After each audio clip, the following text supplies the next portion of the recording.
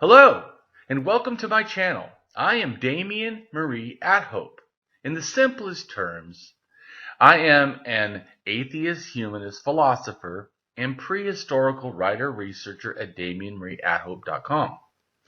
I am specifically an axiological atheist. An axiological atheism can be thought to involve ethical and value theory reasoned and moral argument driven apatheism, agnosticism, atheism, antitheism, antireligionism, secularism, and humanism. Axiological atheists can be understood as a value theory or a value science atheist. As an axiological atheism's ethically reasoned and constructive pro-humanity. I am an axiological thinker, value theorist. The science of goodness, worthiness, usefulness, valuableness, virtue, reliableness, accuracy, validity, morality, integrity, beneficialness, etc., etc. We axiologists have a value consciousness.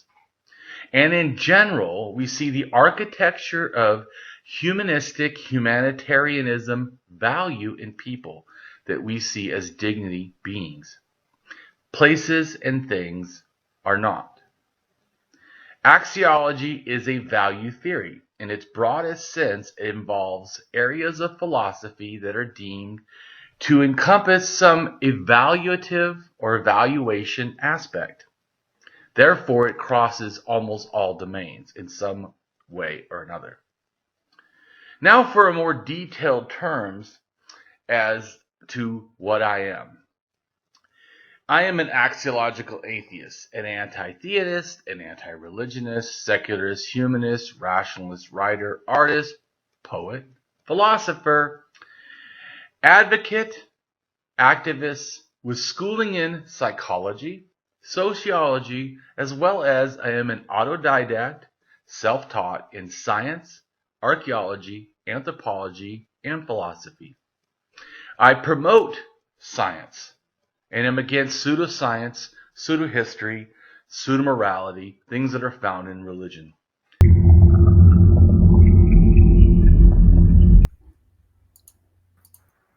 Hello. Hey, How's it going?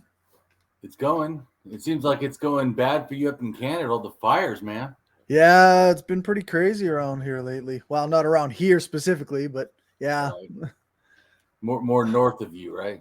Yeah, some more north and then some over near Edmonton, which is kind of just to the northwest. And then apparently Oh, some I've been over. to Edmonton. Yeah. Oh, yeah. You said you did a conference there, right? I did. No, not a conference. Well, I did. It was my first time ever explaining my thoughts on religion. Ah.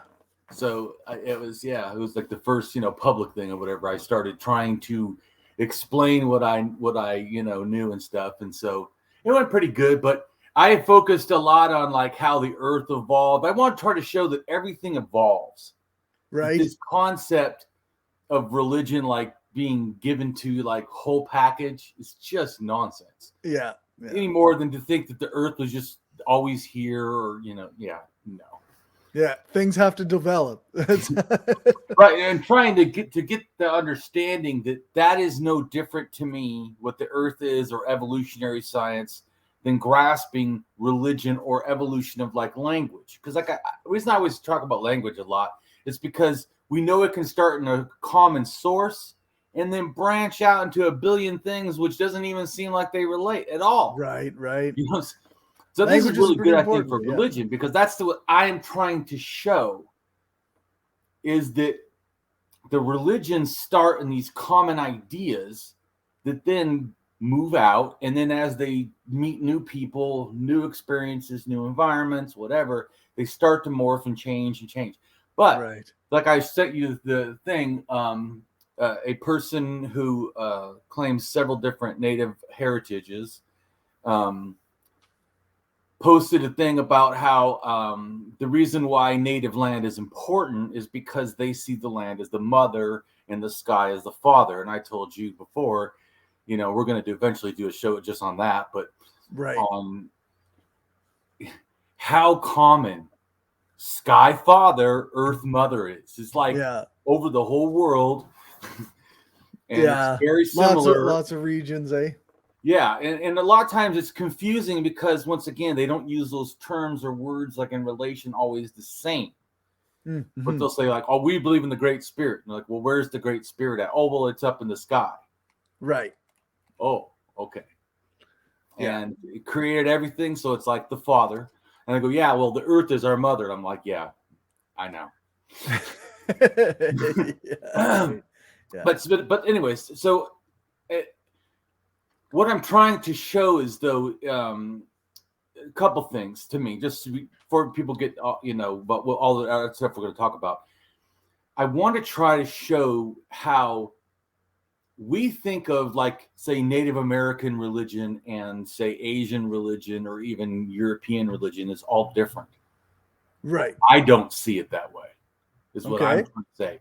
I'm not saying they're all exactly like the same any more than languages that split off are exactly the same. Right. But, But that's the same thing where, where people get in arguments over my use of animism or shamanism or whatever. They're generally not arguing that my facts are wrong. Mm-hmm. They're generally saying that trying to label something so diverse under something so, in a sense, simplistic is missing the stuff. True. I've never said otherwise. It does miss stuff, but it's like, it reminds me of like archaeologists. They want everything to be explained in the mass detail. Not that I just don't disappreciate this thing. It's good to do this. Right. But I'm not trying to make an academic article or academic journal or anything like that. What I'm trying to do is help the majority of people to grasp religion in a way that's not like, say, an atheist goes, all religions are bad, all religions are this. They make these, they think that I make generalized claims. I'm actually way more detailed. Normal atheists. Yeah, but, that's right. Yeah, the average atheist is saying that all religions are the same and that they all all like Christianity is what they're really saying. That's right. Yeah. Because listen, this. They'll say, to become an atheist, all you have to do is read the Bible. Really? so just ignore all the other people relate to the Bible. I mean, right? Yeah. Anyways, we're eventually going to do a show on just atheism and really talk about this. But I want to talk about this stuff first because you have to grasp this. Mm-hmm. Grasp then the atheism, I think, appropriately. Right. Not that you can't have atheism for just because you just don't believe and nothing has convinced you. I mean, that even if you had no facts like I try to present, it's still valid.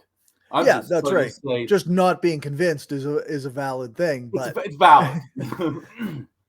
So, and when it comes to like this new show today, we're going to talk about Russia and how Russia basically started in Europe and then went and colonized Siberia.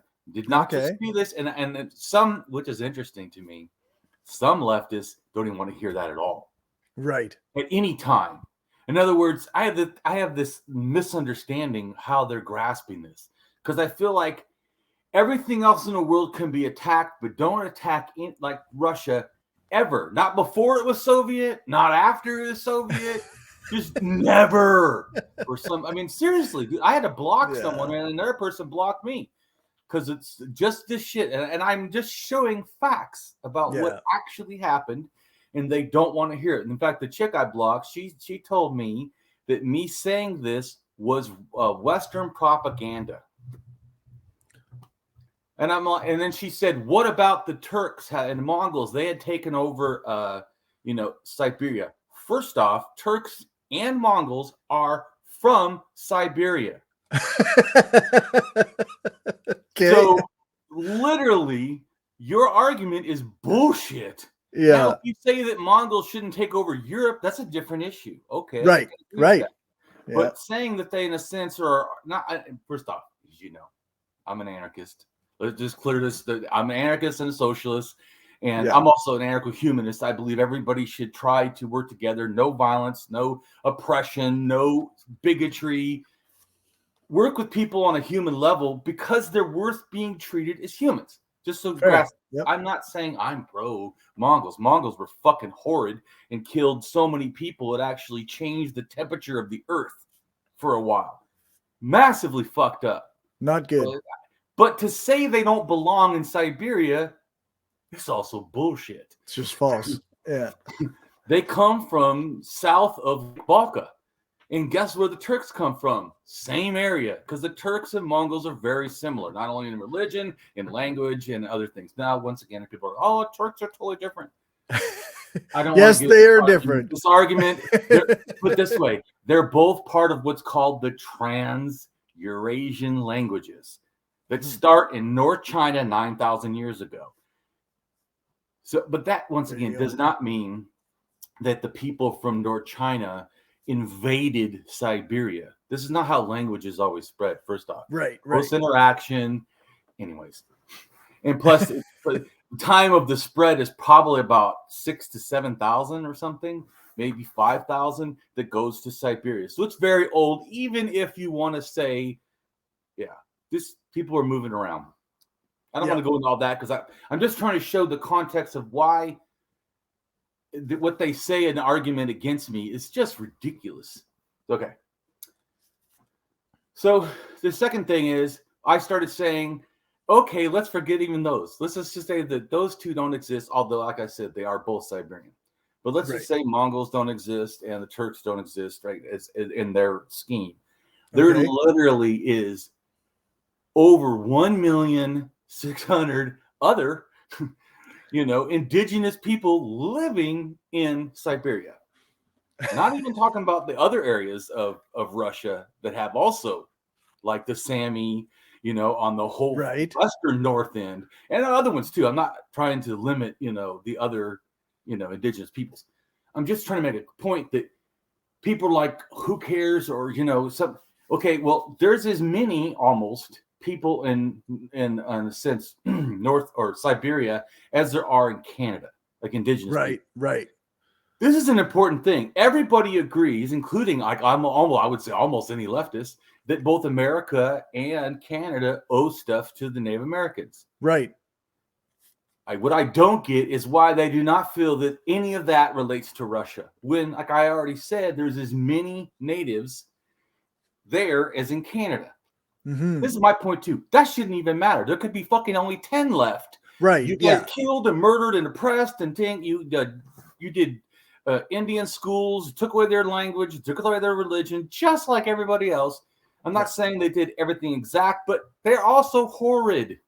Yeah. Including the Soviet Union. One guy argued with me and said, well, that was before the Soviet Union. Actually, it wasn't. In fact, I sent you a thing that after World War II, so definitely not Russian Empire. After World War II, they started an extensive thing against the indigenous, taking the children, taking their language, outlawing shamanism, which is the main thing there. So the reason why I want to talk about this, just so people grasp, I'm not, in a sense, making this video because I want to attack Russia because of Ukraine. I just want to make this very clear. Right. This has fucking nothing to do with why I'm addressing this. I'm addressing this as part of our thing of explaining shamanism and how it moved around and how then it gives to China and how it goes over to the Americas, to me, at least, because everybody has a different opinions. But explain this more because it's very complicated. And I know there's other people with all these different opinions. I'm trying to show this. So just so people understand, this is why. And I want, even if the Ukraine had never happened and it was not happening and I still feel no fucking different. They could be the world's ambassadors for freedom. And let me still tell you, they still need to decolonize and give fucking land back to the indigenous peoples. They still need to give reparations to the indigenous peoples. Yeah. And like I said before, I made it about America and everybody liked it. People shared it, about how I want America to do this. Guess what? I want Russia and Canada to do this or any other fucking colonizer. Yep. So, Australia. Yeah. I'm not, once again, this guy says, why don't you attack Germany and Great Britain? I do. Yes. The problem is you guys have no problem with that. But the moment I honestly and legitimately critique Russia, Yeah, fucking people lose their mind. And what's really crazy is still happening. This is not like a past problem. Now it's better. What the fuck? It's still happening. Russia I can't remember if it was 2016 to 2021, two different things said, hey, we're going to give free land in both the north of the West and the north of the Far East. We're going to give all this land because we want non-natives to go there. And so we have a nice big population of us. And, right. Yeah. So, but that should be an issue. Fucking leftists should care about it. This is another thing I really do not get. I've told you before, just so people understand, then we'll go on to stuff. This is so ridiculous. I fucking have to say it. Russia, I don't know, was it 1990? Because I'm not good at the facts, maybe you are. When did they stop being communists? They're not communists now. They're not socialists. They're not communists. They are fucking capitalists. Yeah, I think it was 88 or 90. So hard for capitalists. Yeah. To do fucking anything. Violence or otherwise. What the fuck? I don't know. It's like blinders. Like, don't you dare say, like, okay, so like Putin is a capitalist. Power attacks another capitalist power. Yeah. Supported by a capitalist regime of America, right? Yeah. And NATO and stuff. But it's all capitalists. It's capitalists grouping up on another capitalist. It's nothing. I'm like, why do you guys even care to defend any of them? Yeah. You guys are against Russia? No. You're against America. Okay, I can be on the page with that. You're against NATO. Fine. Why are you pro-Russia, who is still a fucking dictator-run capitalism? Yep. Anyways, bizarre to me. I fucking don't know.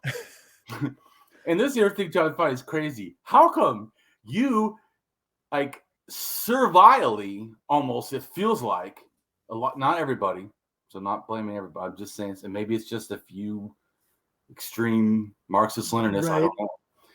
But it's like you go, West has propaganda.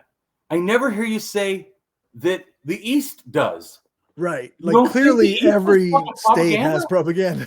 I mean, if you don't think that, I seriously worry about your critical thinking skills. Yeah. But once again, I know I am, and I know Cory is too, we're anarchists. So I know it's always hard for me to get this worship shit. Any state, that's right. Any politician, period. Yeah. Saying so. And I know I don't always go on and on attacking every politician. First, get why. To me, it doesn't matter. These are like fucking flies on a dog turd. I'm like, we need to address the dog turd. Yeah. That's in my feeling. Anyway, so often I try to address things in a roundabout way because I feel like I can get through to more people. Maybe I can't. I don't know. I'm trying. So anyways, but I want to address Russia. Remember, then we're going to go to China and talk about shamanism in China. But once you understand all this, man, once we get to China, you'll be like, oh, I get it. Right on. So I guess we got a kind of a pre-script for the describe the indigenous it's just peoples. Because I made it after I was addressing people telling me that me saying that natives have rights to land in Russia was propaganda. So I just wanted you to read. Okay, let's read. Obviously, let's take a look. A little more about. Yeah. All right. So we got the 2021 census recorded 1,620,000 indigenous Siberians. Aleuts, Alutor, Ainu in Russia, Altanians or Altians. By the way, that's the Altai Mountains. Okay. That I've talked about before. That's where they know for at least 6. Well, to me, there's seeming shamanism because, of course, people's opinion about this, but there's seeming shamanism rituals and gatherings or powwows or some sort of a migratory to the Altai Mountains. Okay. And not just me, but Archaeological Magazine, which is connected to Archaeological Group, which I know doesn't mean everyone agrees with them. But they say that shaman went from Far East Russia thousands of miles to this area. So they say they know it is important when a shaman from another area comes and then is buried. Of course, if you listen to some other people, there's no such thing as shamanism or that old. And Sure. So some religious thing that sure looks like shamanism, is going on. Right. Yeah. Anyway. Buryat, Shuvens, Chukis, Chulims, Dolgans, Evans, Enets, Itelmans, Kamchadals, Kereks, Kets, Koryaks, Kakas, Kanti, Mansi, Nanai, Nenets, Negidals, Nivik,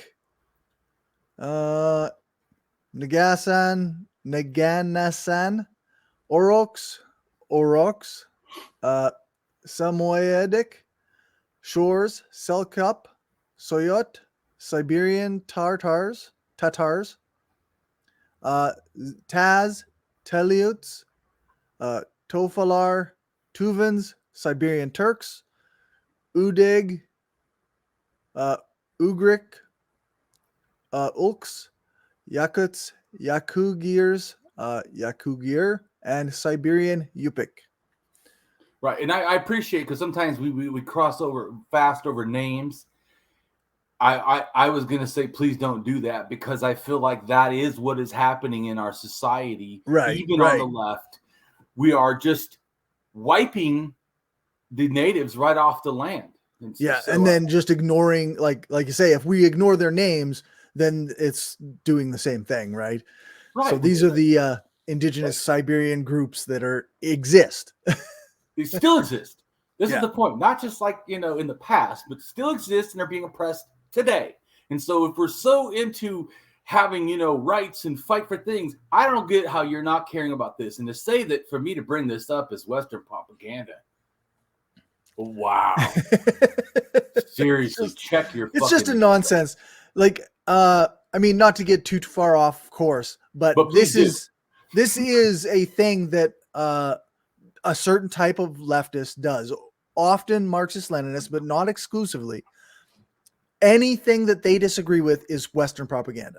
Yeah. If you criticize North Korea, that's Western propaganda. If you criticize Putin, that's Western propaganda. If you criticize Fidel Castro, that's Western propaganda. And on some things, they're correct. there is Western propaganda, but Assad, correct. I'm not saying that Western propaganda doesn't exist. Oh my God. Watch 10 minutes of any TV, news, that it does. You know that it does. But like, Assad is a bad guy.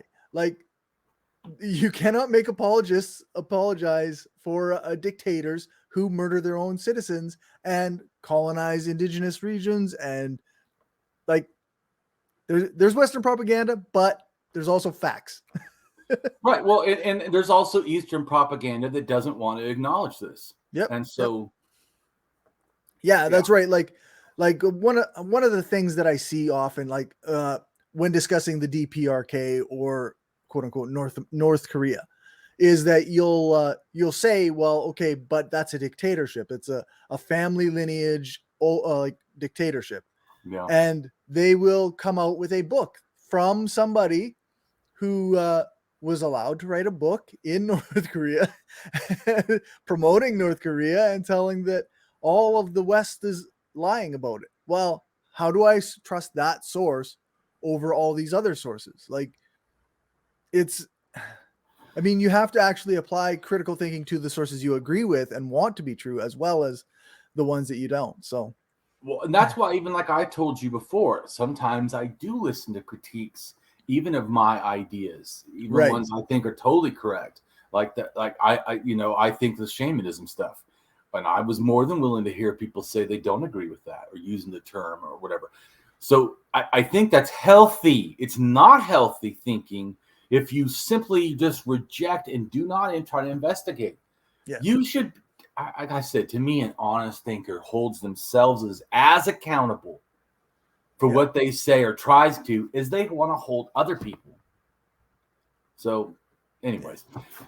Yeah, this is a hot issue, but I don't even get why. But again, I'm an axiologist, so I care about the value and ethics. All this other stuff is just bullshit. It's like I told you, I get to anarchism not because of the political idea, but because of the humanitarian value to me.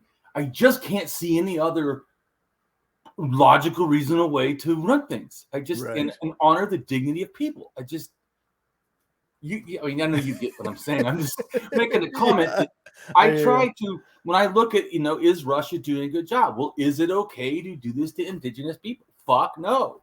Exactly. No matter who the fuck, Stalin doing it, Marx doing it, whoever the fuck that, just like to me, I have no problem. This is people like, oh, you're going to attack socialists. I attack anarchists. Right. Balkan said when they're wrong, they're wrong. Anti-Semitic bullshit. Pardon said some sexist shit.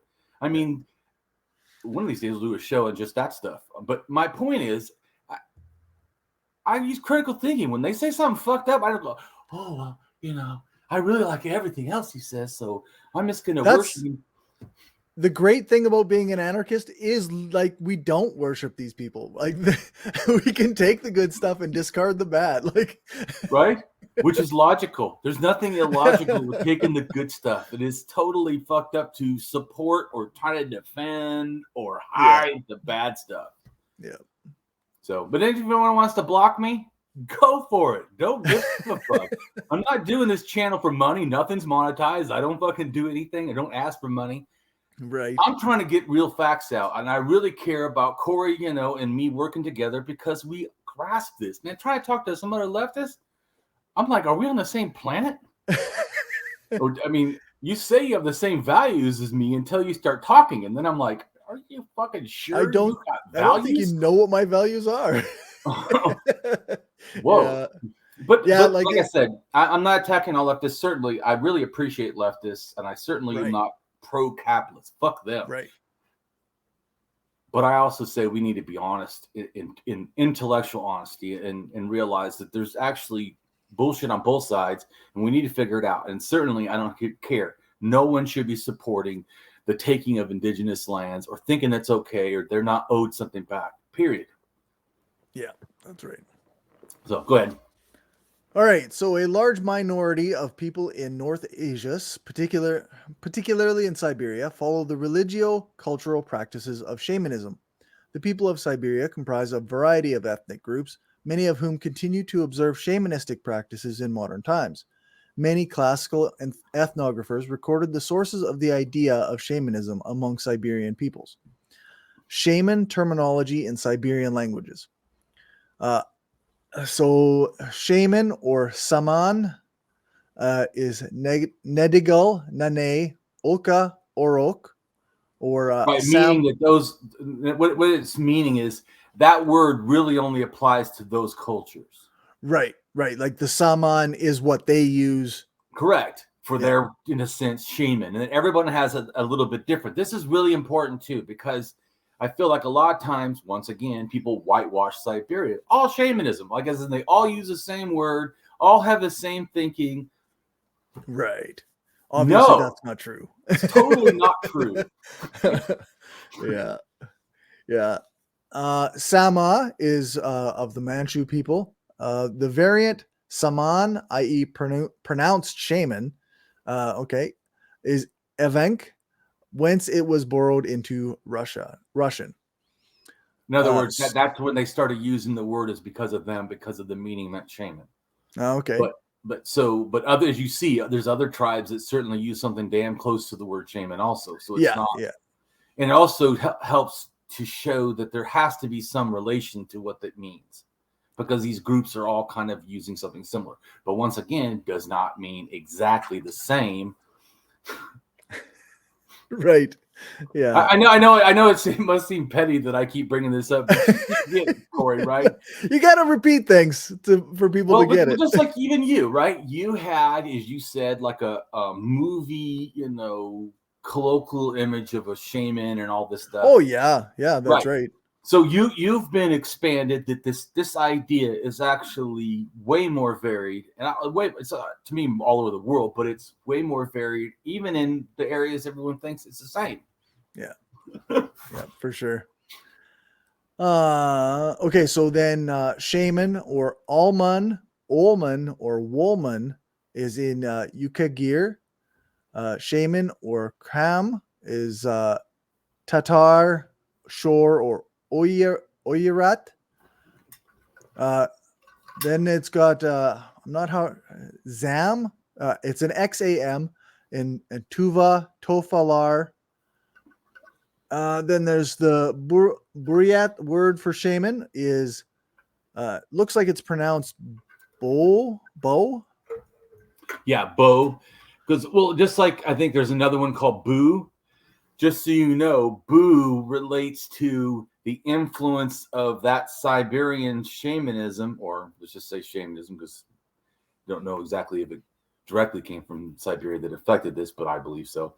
But okay, it, in a sense, Tibetan Buddhism is affected. It's a form of Buddhism in a sense, influenced or related to, because I don't know how much you want to say it did or not. I'm not going to argue about that, but Boo relates to why, and they call it there the Bon, I think, but Boo and Bon kind of relate to each other. See what I'm saying? I know it's all confusing, but if you see, look at those words, a lot of those words like ba, boo, whatever, they're like close together. So Boo and Bon, Boo is in a sense the Siberian, Bon is the Tibetan reference. They call it pre-Tibetan something. I can't remember now. Anyways, I just wanted to show that actually is the same or similar thing, a related thing or whatever. For sure. And that's why Tibetan Buddhism is different than other Buddhism. Okay. One of the reasons, I should say. One of the reasons. Yeah. The Buryat word for shaman, it looks like it's pronounced Bo, from early Mongolian, which is Boj, itself borrowed from the Proto-Turkic Boju, or sage, which means sage or wizard. What I said, that Turkic and the Mongolian really kind of relate. Yeah. Which then everyone gets mad, like, no, I'm telling you, it is. This is. Yeah. Then we've got shaman that's it says Najd, in Kanti or Mansi, from Proto-Uralic Nojta, or Sami Noadi. Shamaness or Iduyan in Mongol, or Udayan in Yakut, or Udagan in Buryat, or Udugan in Evenki or Lamet, and then or Odogan in Nedigal. And related forms found in various Siberian languages include Utagan, Ubakan, Utigan, Utugun, Iduan, or Duana. All these are related to the Mongolian name of Etugen, the hearth goddess, and Etugen Ik, or Mother Earth. Mother Earth. Did we not talk about this? Father Sky, Mother Earth, right? Yeah, it seems to be a repeating thing. Right? So the shaman, in a sense, relates to this. Mm-hmm. So now I don't try to fix these ideas with shamanism. I know it probably relates to it, maybe even with the spread. I don't know exactly. But I think it definitely spread with the stuff, and it probably shamanism. But to me, like I said, animism, totemism, shamanism kind of go together, because they by the time you get to shamanism, they've all, to me, this other stuff is already involved. So there generally is some form of totemism and animism in shamanism. It's not like it's by itself. Not that it, in a sense, can't be removed or be, somehow excluded a little bit, but it's really hard because these are all together. That's also why some people don't like when I call it religions. I'm trying to talk to regular people, so you could call it a religious or spiritual persuasion. I don't really give a shit. To me, it's same. It's a worldview. It has the way things are, and this is that, and this is that. All these rules and gods and it's got all this stuff. So to me, it all kind of relates, because I'm using them as like big monikers. Like when people say to me, everything is morality, but inside of morality is values, morals, and ethics. To me, in a sense, like subcategories or whatever. Right. So same kind of, I'm just saying. So I'm using like a big term, not saying, and I don't agree with that somehow if you use this, you can not use all the native words. Like, no. Right. Just trying to, what I'm trying to do, as you know, I'm trying to help people that don't grasp religion at all to see it as this bigger tapestry that's not really separate the way people think. It's also not like totally connected, but it's loosely related. So it's not like, oh, I feel superior about my religion. Well, this other religion is pretty much the same. It's just right. Yeah. Look at another version. You can feel superior all you want, but yeah, that's right. So, like I told you before, my thing is also the compassion to realize that these things are when things are strange, we don't understand, we come to fear. And then things we fear, we often learn to hate.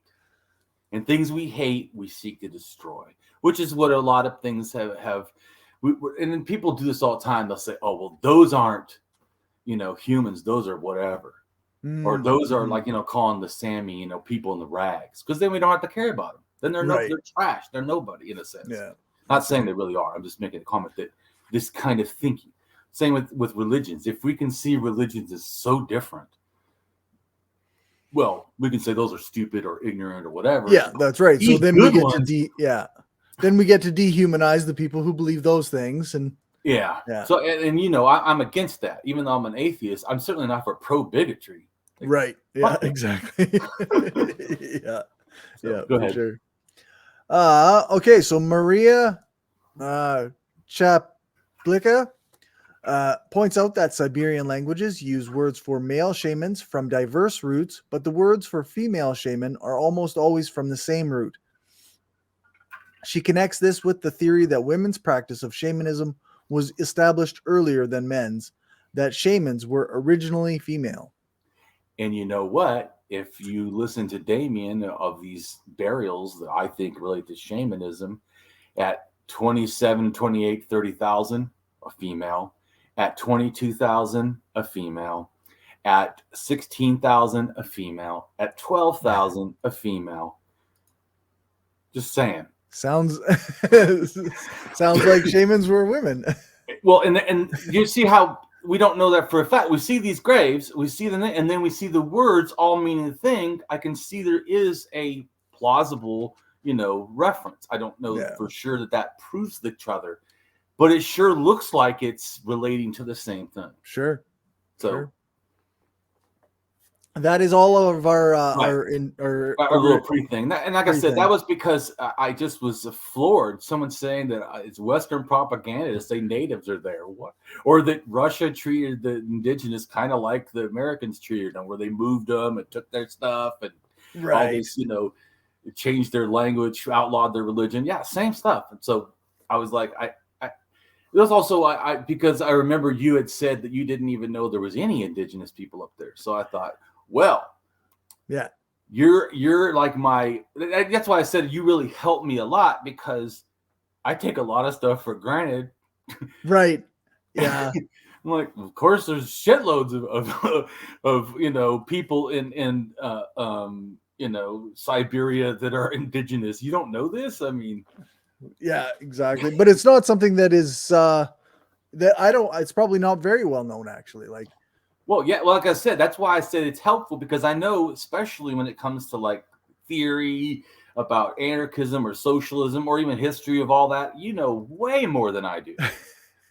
There's a lot of things I probably take for granted that the average person doesn't really get, but yeah. But my point is, so when you say something to me, I know, wow, then the standard leftist does not know this stuff. Right. Yeah. Yeah. So it makes it more important that we need to address it. Because definitely got to cover it at some point. Yeah. Though. Yeah. Well, and just my ethics alone, I were like, wow, no one's caring about these indigenous people. That makes me feel like then it's my responsibility, since I know, I need to start a fire under people that we need to start caring about these people. What the fuck? Sure. Anyway, so yeah, you can go on to the. So all right. So we've got the Russian conquest of Siberia and the spread of Russian imperialism and colonialism is what we're talking about here. Yeah. So Russian imperialism, colonialism, and the conquest of Siberia. Russian colonialism expansion in Eurasia around 1533 and 1894. The Soviet Union continued to practice colonialism. Russia, or the Russian Federation, is a transcontinental country spanning Eastern Europe and Northern Asia. It is the largest country in the world, encompassing 1/8 of Earth's inhabitable landmass. Russia extends across 11 time zones and shares land boundaries with 14 countries. It is the world's 9th most populous country and Europe's most populous country. The country's capital and largest city is Moscow. St. Petersburg is Russia's cultural center and second largest city. Other major both urban in the West, in a sense, in Europe, right, not in Siberia. Just making a point. Fair, yeah.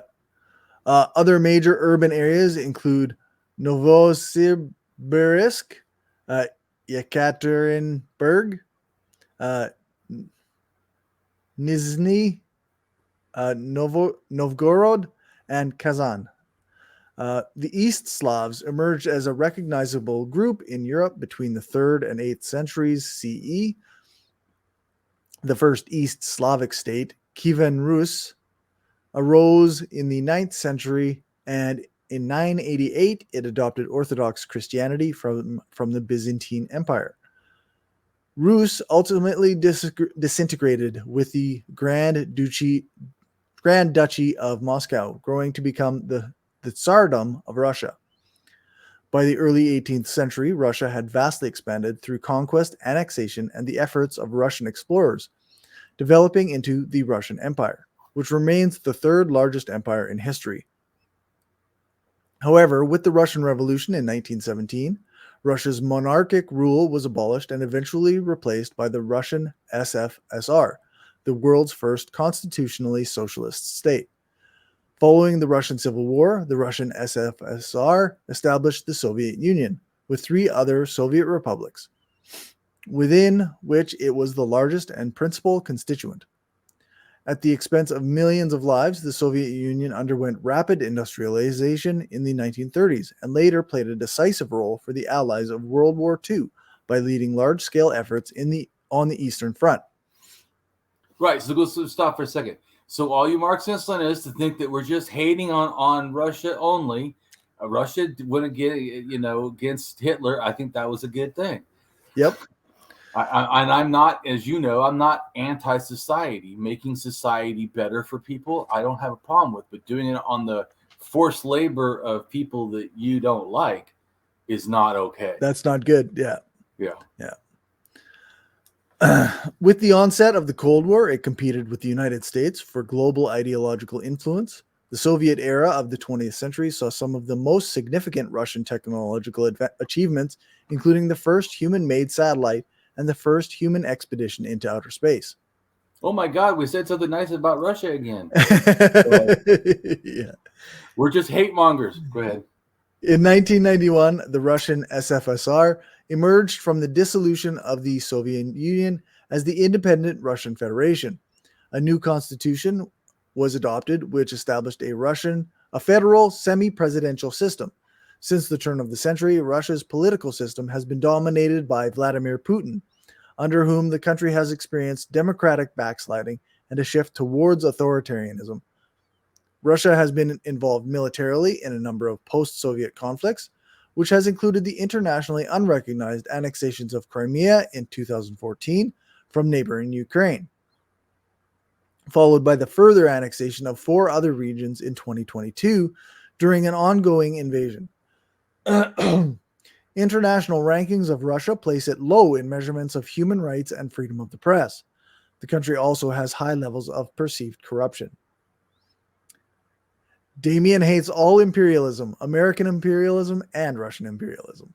Right. Once again, want to make this clear because every time I say Russian imperialism, they're like, well, this one guy actually said to me, which he'd been blocking me because of what I said after.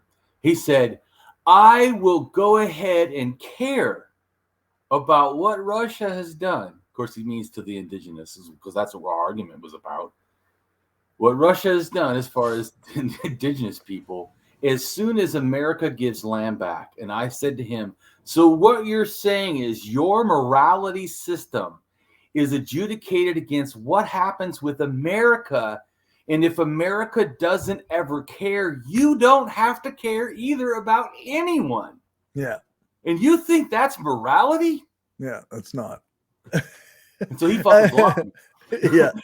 That's like discarding of reality or morality. I find it, like I said, to me personally, I find it disgusting. You think you're a moral person? That is not morality. Yeah. Literally. Yeah. This way, America can never change. And I will still fight for change in every other part of the world. I want America to change too, by the way. Yes. I'm just making a comment. Whether or not America ever changed, I hope the whole world changes and then forces America to change. My give a damn isn't reliant on the United States government taking the right does or does not do anything. They're not going to do the right thing. That's the thing. So I agree with you. So you have to care about other people anyway. And to me, it's also, as you know, obviously an anarchist, to me, to think to care what a state does to adjudicate my morality or my care, it just sounds like wackadoodle to me. What the fuck?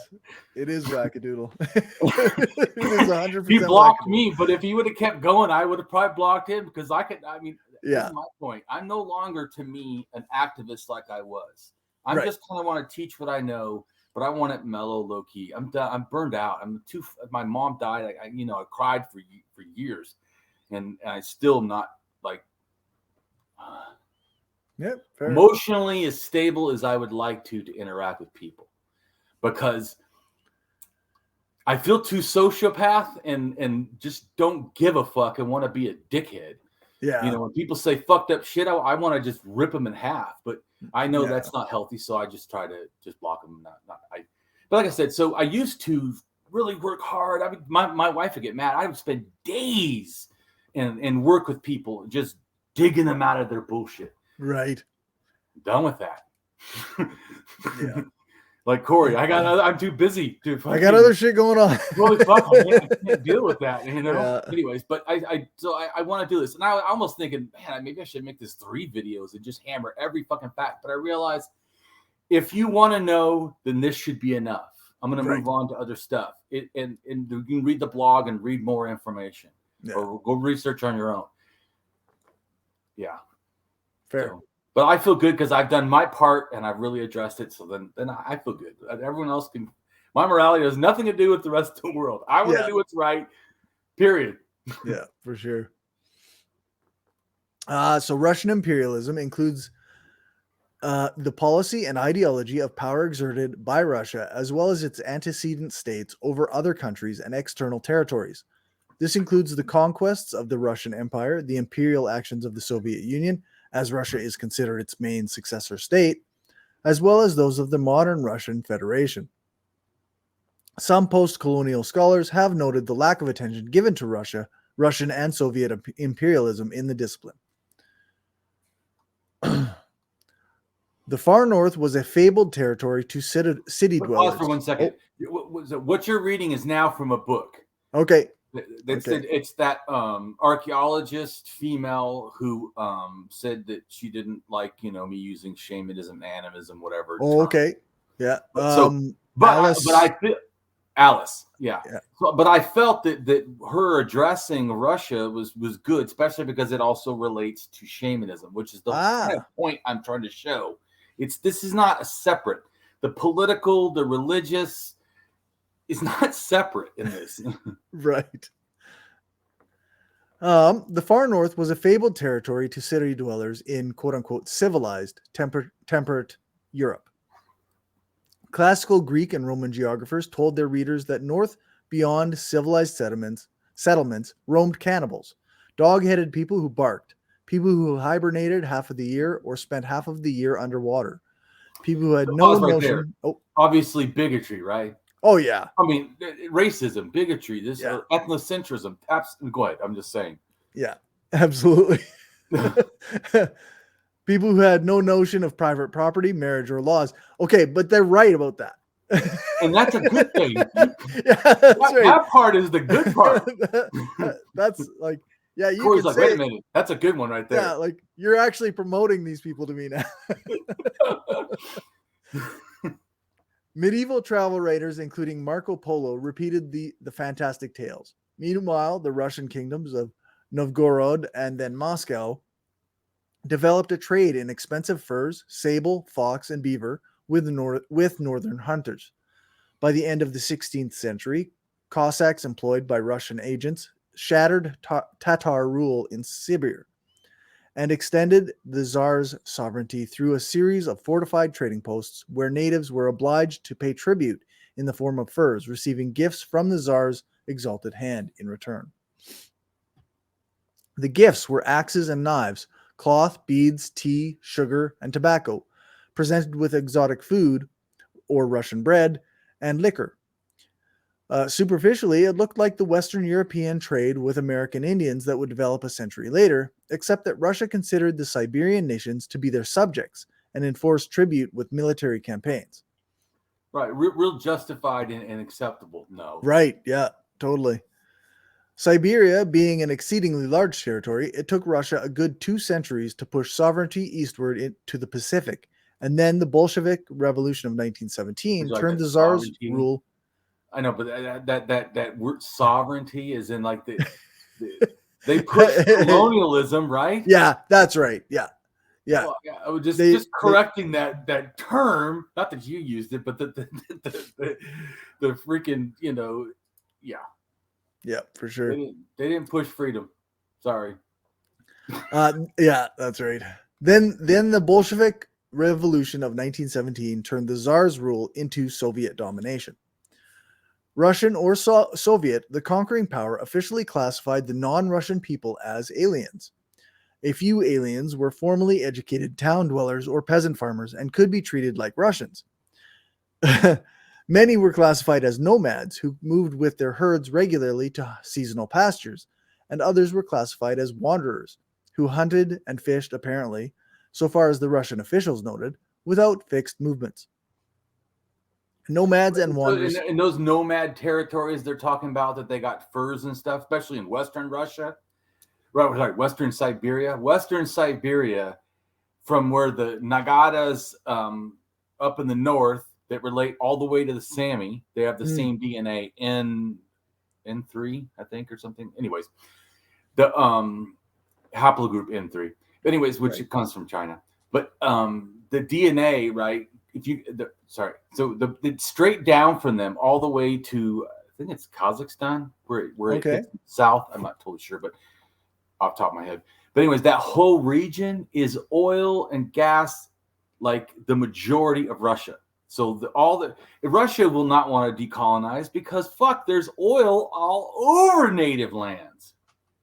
Of course. So, yeah. So I think it's like, I can't remember exactly, so I don't want to give a number, but I think it's high. It's like I don't know, 60 or 40 or 50% or something of all the oil is actually on this one area, which goes up to native land. Right. So we got to get them off there quick because oil rigs. Yeah, because you got to get the oil. Yeah. Not that we're going to benefit the natives by giving them stuff, and Russia doesn't have like First Nation status or even Native American status. So right. Even today I'm talking about it. So they don't have like some kind of a, area that's sovereignly theirs. No such thing. Right. Jeez. Nomads and wanderers were required to turn in annual fur tributes, but the Russian colonial officials let them continue their quote-unquote alien customs. Aliens. Did you like that? Let them continue. Yeah, that's right. You're a native. I'm going to let you continue doing that. Like I'm doing you a fucking favor. Yeah. I mean, to me, you should let people do what they're doing. What the fuck? Yeah, what do you mean? I mean, I'm just going to, otherwise the other option is to come in and just stop them from doing what they've been doing, right? Right, which is seriously an attack on their freaking culture and everything, and besides just land and religion. Aliens who accepted Christian baptism were compelled to settle in Russian outposts. Native women who were married to or kept as concubines by Russians expected this, but for native men it meant leaving their families and occupations of herding or hunting. For the Russian enterprise, it meant these men ceased to pay fur tribute. Therefore, there was little government effort to convert the Siberians until, in 1702, Peter the Great encouraged the Russian Orthodox missionaries to bring soldiers with them to persuade whole villages to accept baptism after the priests burned down their shrines and images of spirits. Once again, what kind of leftist would hear that any other country and think that was okay, besides Russia? Yeah. If I said it was Canada or America, people were like, God damn it, you know. Obviously, right? Like, yeah, obviously. Yeah. Tsar Peter protected the crown's revenue by rescinding the rule that converts were free of fur tribute. Through the 18th and early 19th centuries, Russian interventions in Siberia became increasingly onerous for the indigenous nations. Siberian families became accustomed to trade for metal kettles, as well as axes, knives, and traps, and purchased flour, tea, and sugar that were regularly eaten. Liquor and tobacco remained important constituents of the fur trade. The aliens were subject to labor taxes, including road building, carting, providing firewood to heat the trading posts, and assisting officials. An 1822 law formally recognized a policy of indirect rule with the Russian officials governing through a designated male clan elders. Regardless of whether the people had clans, these appointees administered customary law and relieved some of the burdens of tribute collecting. A designated clan elder could be a shaman or simply the oldest active responsible man in a district. Historian Yuri Zlezkin considers this attitude towards the empire's aliens to reflect 19th century Western intellectuals' belief that uncivilized peoples are indicative of the early condition of humankind, incapable of performing the obligations and rights of citizens. Superficially, this policy seems... Stop right there. That's some fucked up thing to say. Oh, yeah. Yeah. I'm sorry. Just like, what the fuck, man? Yeah, no kidding. If you have these other, native beliefs, you cannot be a citizen. Like, what the fuck? Yeah, you're not capable of being a citizen because you're close to our early mankind. Like, you're more primitive is exactly it, right? Is that some fucking serious bigotry or what? Yeah. God damn, disgusting. Superficially, the policy seems benign, but in fact, it was racist, denying the social achievements of the small nations adapted to the harsh environments of the North. That's from Shamans and Religion, an Anthropological Exploration in Critical Thinking by Alice Beck Kehoe. Okay. Countries with significant Slavic populations. 50%. And there's a picture there. You can mention if there's a picture. Because when you do, I'm going to actually show the picture. Okay, yeah. So we've got a picture of countries with significant Slavic populations. 50% plus is in dark green and 10% plus is in light green. And is it more than you thought? Oh, yeah. Yeah, for sure. There's I know this big area, new to you, right? Yeah, that's a big area. Like, that's all of it, isn't it? Yeah, right. But I mean, when you start to understand the stuff that I'm explaining, I think it makes more sense, Yeah. And you have a better understanding. Once again, it's not propaganda. Like, what the fuck? Right. So we've got present day Slavs are classified into East Slavs, which is Belarusians, Russians or Rusians, and Ukrainians. West Slavs, which is Czechs, Kasubians, Poles, Slovaks or Sorbs, and South Slavs, which is Bosniaks, Bulgarians, Croats, Macedonians, Montenegrins, Serbs, and Slovenes.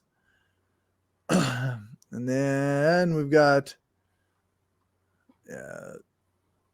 we're on to the spread of R1 associated with the migration of Slavs and corded ware culture. This is to help people grasp like where this stuff comes from. And we know originally, long time ago, 20,000 years ago, it relates to Lake Balka in Siberia. So the DNA does come from there. but it spends, a good 20,000 years not there. So, I mean, or whatever. So the spread of R1 associated with the migration of Slavs and corded-ware culture, the spread of R1A or M458. Correct, because M458 is like a quantifier for this version of R. Whatever. Oh, okay. It's like, in other words, it's like a big parent. Whenever they give that, it means it's like a big parent haplogroup. In other words, there's a lot of things that it's like all this is R, but then it has a new thing because this new thing relates to a whole bunch of other things in a sense. Interesting. So, yeah, okay. DNA says all these different terms. Right. Because what it really probably means is R1A, 1A, 1A, 1R, or something. I mean, it means like this. So instead they do M458 and see, you get it now. Yeah. Because they're just saying R1A. Well, it's actually probably R1A, point A, 3A, right. 5, B1, or something. There's this, it's long. So instead of whoever could remember all that shit, they make it simpler because it's important. Yeah, for sure. A lot of times, once again, just like saying shamanism, I just say art like they do also. I just say R1A related because it's true, but that's really like it's such broad. A big tent. Right. It's like saying Slavs. There's actually, who do you mean? Because there's a lot of Slavs. Yeah. Like you say, even if you break it down, are you talking east, west, or south? And then you still have to be more specific. You do. See, but it helps understand. But they are all really related. And they all related to RA. They all came from one source, in a sense. The main majority of them, I should say. So this M458 was associated with the migration of early Bronze Age corded ware culture and much later early Middle Age Slavs. The spread of R1A associated with the migration of Slavs and corded ware culture, and then there is a YouTube link. Yep.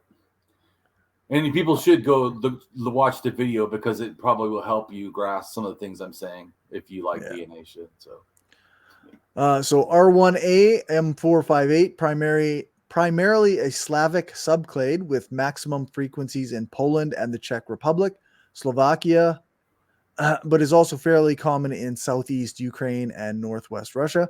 Right, but let's go back to the beginning. Where does it come from? Or the majority of it actually is?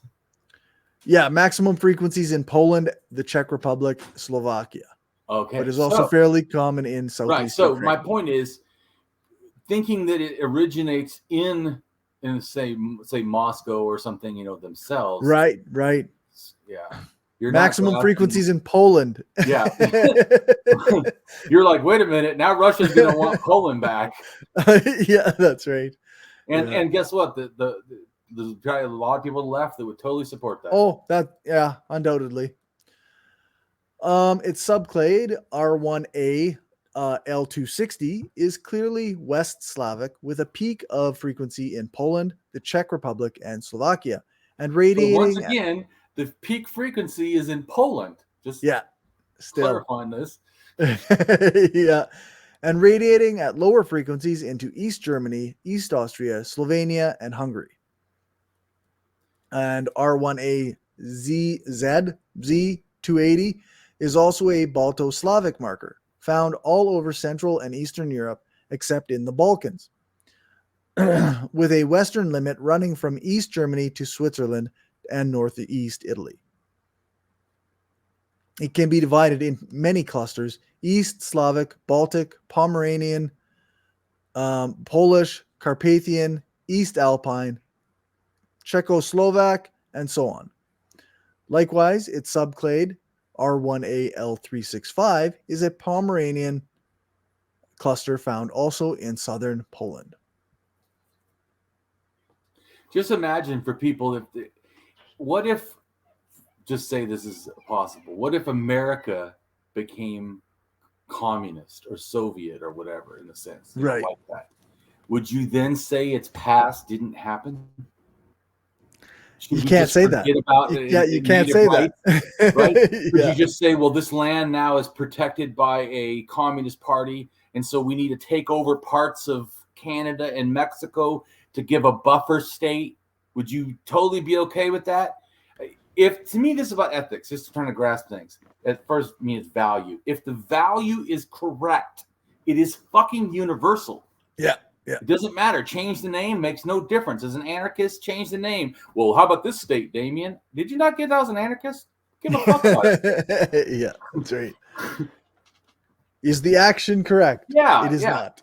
That's what. See, now you're getting it. So, is America good? There's no such thing. Does America do sometimes things that are good? Sure. Does it do things that are bad? Sure.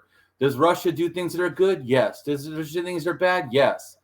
It's a fucking state. It's not an all or nothing black and white fallacy. Yeah, that's right. Where am I here? Okay, so then we have another picture that shows the Uralic groups, Balto-Slavic and Proto-Slavic and Germanic. Just showing how Celtic, all of these different cultures were influenced and why there is a little bit of variance in, say, Slavic paganism. Right. Okay. Because it's being influenced by all these things around them, just so people know. Fair. If they care. So the formation of Proto-Slavic, according to Soren Paliga from Soren Paliga, Albanians, Romanians, Slavs, ethnicity, change, and politics in the second half of the first millennium CE, in new perspectives on the early Slavs and rise of Slavic contact and migrations, edited by Thomas Clear, Vit Bosek, and Nicholas Janssens. And then we have another picture with Slavs at the center and kind of arrows showing where they... Right, all the migrations. Just so people can get like where it comes from. I don't know. It kind of looks like Poland, maybe? Somewhere in there. Freakish, right? Because you keep saying that the high percentage is actually Poland. Yeah, you look that's at right. that map and you're like, that does kind of zero in on kind of Poland. Yeah, it's pretty close. It's not zeroing on, I don't know, Russia. Right. Yeah, it's not over to the east where... Yeah. But this goes back to does Russia belong to Russians? And what do you mean by that? Yeah. And right. I want people to think. This is what I'm trying to aid, is the critical thinking and looking at the facts, not just starting at, when an imperial thing came in power and think like it magically came out of fucking nowhere. Right. Yeah. So the origin and migration of Slavs in Europe in the 5th to 10th centuries CE, or the early Middle Ages, original Slavic homeland, or modern-day southeastern Poland, northwestern Ukraine, and southern Belarus. Poland again? Poland again. Go figure. Early Slavs were a diverse group of tribal societies. So now there's another picture that says Kievan Rus in the 11th century, 1015 to 1113. And this is just to help people grasp that what I'm talking about and how these areas where they were. Okay. So but like I said, this goes back to, if America became socialist and then made all the areas, all the reservations became illegal because now it's all socialism, right? Right. Yeah. How is that? Do you really think that would be the best outcome? Do you really think that we should not care about what natives think? Or, good. Yeah. Yeah. It says Kievan Rus after the Council of Lübeck in 1097. And then we got another one where Kievan Rus, where Russia was born. And then Kiev is down in the southern part of Kievan Rus. Correct. And so, like I've told you before, in a sense, instead of Moscow, the actual, home city is Kiev, which is Ukraine. Kievan Rus, also known as Kievan Rus. I assume I'm supposed to pronounce that sort of differently, but right. But I think it's acknowledging Kiev, like the Right. actual city. Yeah. It was a state and later an amalgam of principalities in Eastern and Northern Europe from the late 9th to the mid 13th century, encompassing a variety of polities and peoples, including East Slavic, Norse, and Finnic, and it was ruled by the Rurik dynasty, founded by the Varangian prince Rurik. The modern nations of Belarus, Russia, and Ukraine all claim Kievan Rus as their cultural ancestor, with Belarus and Russia deriving their names from it. At its greatest extent in the mid-11th century, Kievan Rus stretched from the White Sea to the north, to the Black Sea in the south, and from the headwaters of the Vistula in the west to the Taman Peninsula in the east, uniting the East Slavic tribes. All right. And we now have a picture of Russia in 1471 and Russia now. Right. And it's just to put it back into, I keep trying to put it in perspective for people. Yeah. And then you have exposing hashtag Russian colonialism. Right, because I obviously have to. I wasn't even going to originally, I was just going to talk about the Siberian tribes in Russia and some of the things that happened. But right. I realized that I really needed to acknowledge, because no one else is doing it, that we needed to talk about the colonialism. I mean, yeah. We got the growth of Russia. There's a picture here. It's got, it was in kind of different colors at different time periods. Correct. The size of Russia and the expansion of Russia. The Russian colonization of Siberia and conquest of its indigenous peoples has been compared to the European colonization of the Americas and its natives, and with similar negative impacts on the natives and the appropriation of their land. The Russian colonization of Siberia and conquest of its indigenous peoples has been compared to the European colonization of the Americas and its natives, with similar negative impacts on the natives and the appropriation of their land. Expansion of Russia in Eurasia, 1300 to 1945. And there's a picture here with different colors, again, showing the expansion of territorial Russia over like quite a stretch of time. Right. So it just kept happening. Yeah, they just kept going bigger and bigger and bigger and bigger. Right, and even remember they had Alaska because they sold it to America. Right, sold native land, which everyone acknowledges Alaska's native land, but they don't acknowledge that it was sold to them by Russia. Yeah, that's right. Remember? Yeah, that's right. Oh yeah, Russians made it all the way down, I think, to California. Jeez, eh? So the expansion of Russia in Eurasia, 1300 to 1945. The history of Russia is the history of a country being colonized. Migration and colonization of the country have been fundamental facts of our history, according to Vasily Klyachevsky, Kurs Ruskoy History. Yes. How Western scholars overlooked Russian imperialism for far too long. Western academia has ignored the legacies of the Russian Empire and colonization. When Russia launched its full-scale invasion of Ukraine in February, discussions emerged about the imperial nature of the war. Scholars who spoke up about it were quickly dismissed in certain Western academic and political circles. Some, especially the self-professed anti-imperialists, claimed Russia was provoked and portrayed Ukraine's resistance as a Western imperial plot. Others considered analysis of Russian imperialism as having a pro-war hawkish agenda or being a reflection of narrow ethno-nationalist sentiments. But for scholars from the post-Soviet space, from places that have suffered from Russian aggression and imperialism, these reactions were hardly a surprise. They had been ignored and dismissed before. Discussions of Russian imperialism have long been overlooked, while American, British, and French imperialisms have been studied closely and thoroughly. This has much to do with. Yep. I agree. They should be. I mean, we're right. not like somehow anti-Russia, pro-America or something. Fuck yeah. that. Yeah. We totally think America should be addressed. We totally think Great Britain, France, Germany, Spain, all these things should be addressed. Russia too. That's all. Yeah, that's right.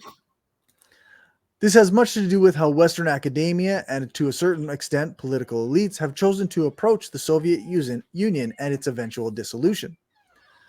Russian imperial ambitions date back to the 16th century when the Grand Principality of Moscow, or Muscovy, proclaimed itself the Third Rome, the successor of the Byzantine Empire and the protector of all Orthodox Christians.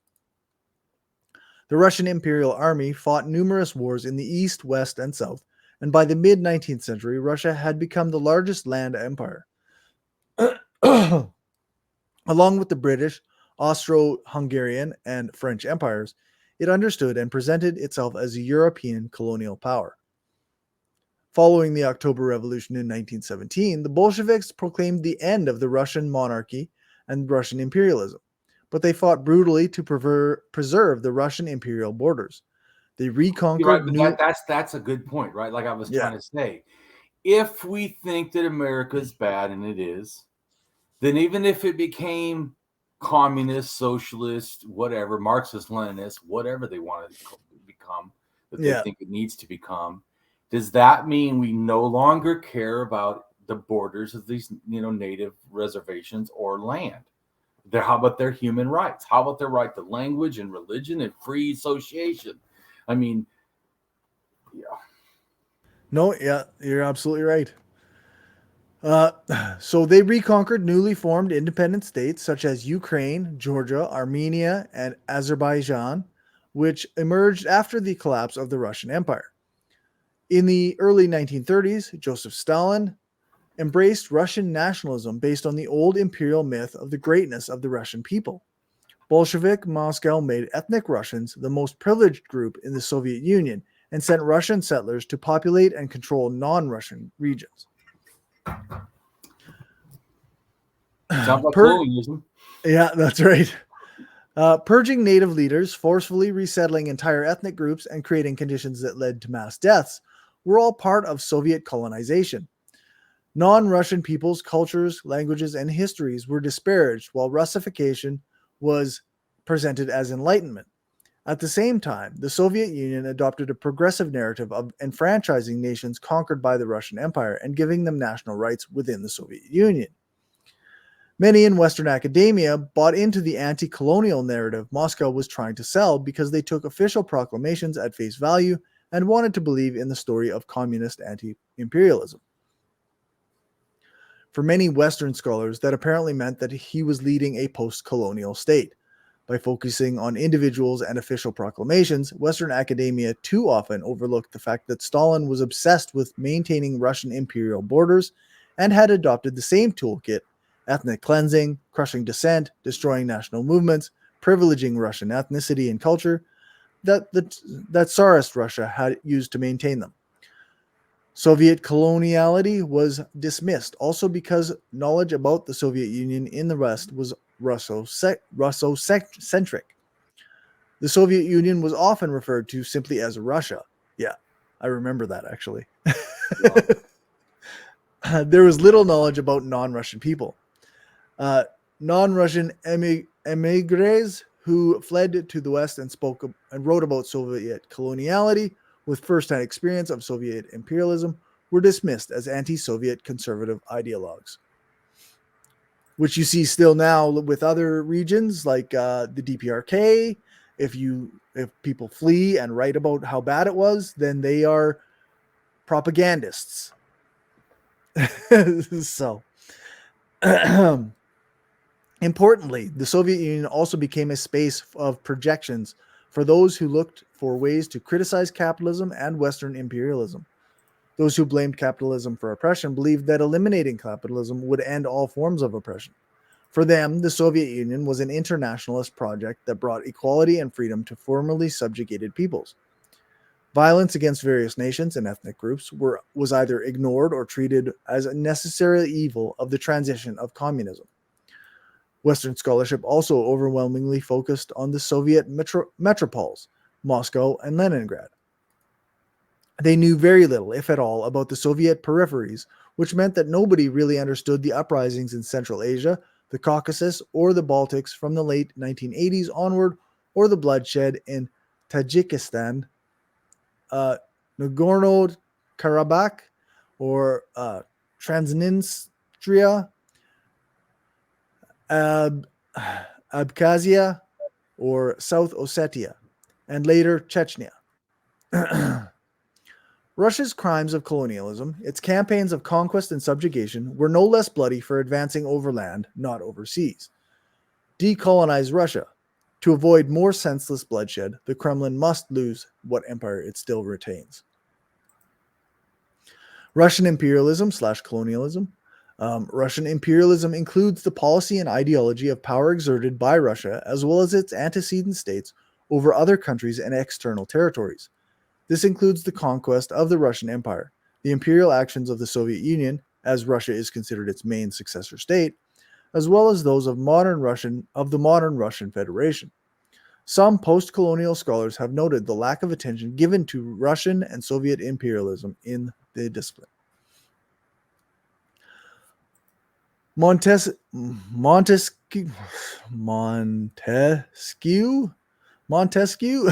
wrote that Muscovites cannot leave the empire, and they are all slaves. Historian Alexander Etkind describes a phenomenon of reversed gradient, where people living near the center of the Russian Empire experienced greater oppressions than the ones on the edges. Jean-Jacques Rousseau, in turn, argued that Poland was not free because of Russian imperialism. In 1836, Nikolai Gogol said that St.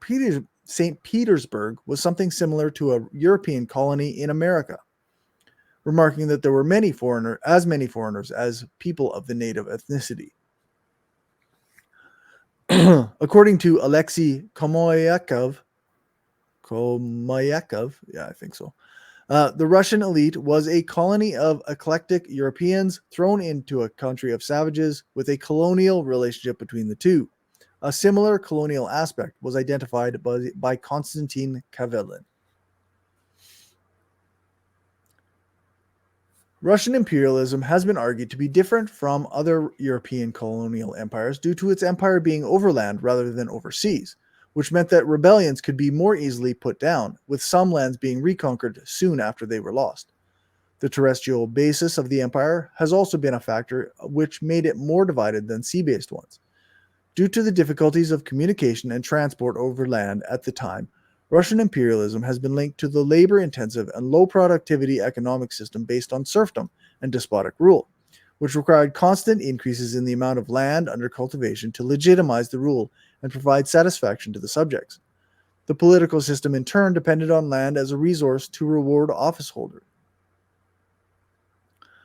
The political elite made territorial expansion an intentional project.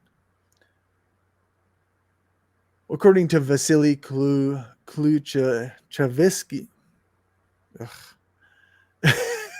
Okay. Yeah. You know the biggest point we're trying to do is address what happened. So in our show, it's not so much about the names. We do try. We do try, but This is not a linguist show. I am sadly very Anglo. and me as well. I'm not great at reading. You in fact maybe read some names better than I do. So whatever. Yeah. Russia has the history of a country that colonizes itself. Vladimir Lenin saw Russia's underdeveloped territories as internal colonialism. This concept had first been introduced in the context of Russia by August van Haxthausen in 1843. Sergei Solovyov argued that this was because Russia was not a colony that was separated from the metropolitan land by oceans. For Afanasy Shapov, this process was primarily driven by ecological imperialism, whereby the fur trade and fishing were driven by conquest of Siberia and Alaska. Other followers of Kluchevsky identified the forms of colonization driven by military or monastic expansion, among others. Pavel Milyukov, meanwhile, noted the violence of this self-colonizing process. A similarity was later noted between Russian self-colonialism and... Pause for 1 second, though. But when they say self-colonism, it sounds like everyone's a Slav and we just made them all under one rule. No. You fucking took native lands from native people and then put a bunch of Slavs over there on purpose. Yeah, that's right. I mean, I'm just making a comment about that. Colonizing ourselves, as in it's actually ours. Yeah, that's right. Yeah, self-colonized. Yeah, that you get what I'm saying. That's it's a little propagandist thing in its own right. Right? Yeah. Like as in it's your land, but it's not your land. Literally not your fucking land. That's right. Literally not. So a similarity was later noted between Russian self-colonialism and the American frontier by Mark Bassin. The territorial expansion of the empire gave the autocratic rulers of Russia additional legitimacy, while also giving the subjugated population a source of national pride. The legitimation of the empire was later done through different ideologies. After the fall of Constantinople, Moscow named itself the Third Rome, following the Roman and Byzantine empires. In a panegyric letter to Grand Duke Vasily III, composed in 1510, Russian monk Philotheus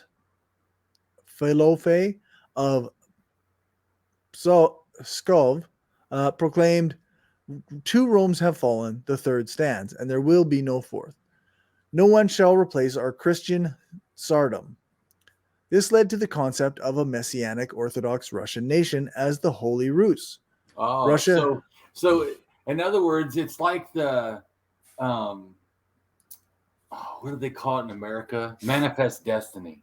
Yes, right. That's right. Yeah, it has themes of the manifest destiny, which we all in leftists and anarchists agree is total horseshit. Yeah. Guess what? Newsflash. So is this. Yeah, that's right. Russia claimed to be the protector of Orthodox Christians as it expanded into the territories of the Ottoman Empire during wars, such as the Crimean War. After the victory of the monarchist coalition in 1815, Russia promulgated the Holy Alliance with Prussia and Austria to reinstate the divine right of kings. Ba-doom. And Christian values in European political life, as pursued by Alexander I, under the influence of his spiritual advisor, Baroness Barbara von Krudener. It was written by the Tsar and edited by Ioannis Kapodistrias and Alexandru Tsurza. In the first draft, Tsar Alexander I made appeals to mysticism through a proposed unified Christian empire with a unified imperial army that was seen as disconcerting by the other monarchies. Following revision, a more pragmatic version of the alliance was adopted by Russia, Prussia, and Austria.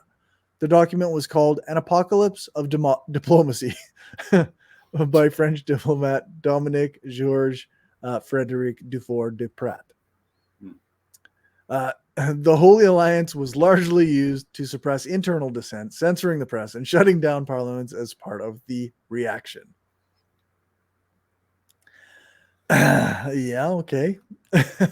Under Nicholas I of Russia, orthodoxy, autocracy, and nationality became the official state ideology. It required the Orthodox Church to take an essential role in politics and life, required the central rule of a single autocrat or absolute ruler, and proclaimed that the Russian people were uniquely capable of unifying a large empire due to special characteristics, similar to the broader divine right of kings. Right. This special people deserve to own all this land. Yeah, that's right. And then they need buffer states too. Of course. Yeah. Of course. Totally makes sense. Yeah. They should go to war with everyone that tries to come near their stolen land. That's right. So similar to the broader divine right of kings, the emperor's power would be seen as resolving any contradictions in the world and creating an ideal celestial order. Hosking argued that the trio of orthodoxy, autocracy, nationality had key flaws in two of its main pillars, as the church was entirely dependent and submissive to the state, and the concept of nationality was underdeveloped because many officials were Baltic German, and the revolutionary ideas of nation states were a muffled echo in a system that relied on serfdom. In practice, this left autocracy as the only viable pillar. Okay, that's not a good sign. In the 19th century, Pan-Slavism became a new legitimation theory for the empire. The idea that the Russian world became a key concept and the imperial nation building of all Russian nationality was embraced by many imperial subjects, including Jews and Germans. But once again, I'm not hearing it say that the indigenous people welcomed it with open arms. Right. Yeah. Oh, so the Europeans thought it was great. Yeah, that's right. Oh. Yeah. Just not, who cares what those people that we subjugated think? Like, we don't care. Yeah. Okay, so yeah, it was embraced by many imperial subjects and served as the foundation of the empire. It had first gained in political importance near the end of the 18th century as a means of legitimizing Russian imperial claims to the eastern territories of the partitioned Polish-Lithuanian Commonwealth. Following the January uprising in 1863, the Russian government became extremely determined to eliminate all manifestations of separatism. By the second half of the 19th century, Russian publicists adopted and transformed the ideology of Pan-Slavism. Convinced of their own political superiority, they argued that all Slavs might as well merge with the Great Russians. The Russian Geography poem by a notable 19th century Russian poet, Fyodor Tuchiev, was considered by philologist Roman Lebov to express ideology of the worldwide Slavic empire. Moscow and Petersgrad, the city of Constantine, these are the capitals of Russian kingdom. But where is their limit and where are their frontiers? To the north, the east, the south, and the setting sun. The fate will reveal this to future generations. 7 inland seas and 7 great rivers, from the Nile to the Neva, to the Elbe to China. From the Volga to the Euphrates, from Ganges to the Danube. That's the Russian kingdom, and let it be forever, just as the Spirit foretold and Daniel prophesied. Russian expansionism has largely benefited from the proximity of the mostly uninhabited Siberia, which has been incrementally conquered by Russia since the reign of Ivan the Terrible. But hold on, let's go to the mostly and not inhabited. You mean the native lands? I mean, talking about it, once again, sounds like they talk about it like America. Well, there's all this free land. You might as well just start your home. That's right. There's hardly anybody here, so yeah, I mean, it's not that many people. Yeah, there's not that many here, so we can just pretend there weren't any. Yeah. Right. It's just ours because there's more of us. Yeah. I mean, I'm just saying that sometimes the way that they say things, it sounds like it's not that big of a deal, but it really is showing the bigotry. Yeah, that's right. Yeah. Mostly uninhabited Siberia, which has been incrementally conquered by Russia since the reign of Ivan the Terrible. 1530 to how do you 1584. conquer a place or need to if it's empty? Yeah, you don't actually conquer places that are empty. Yeah.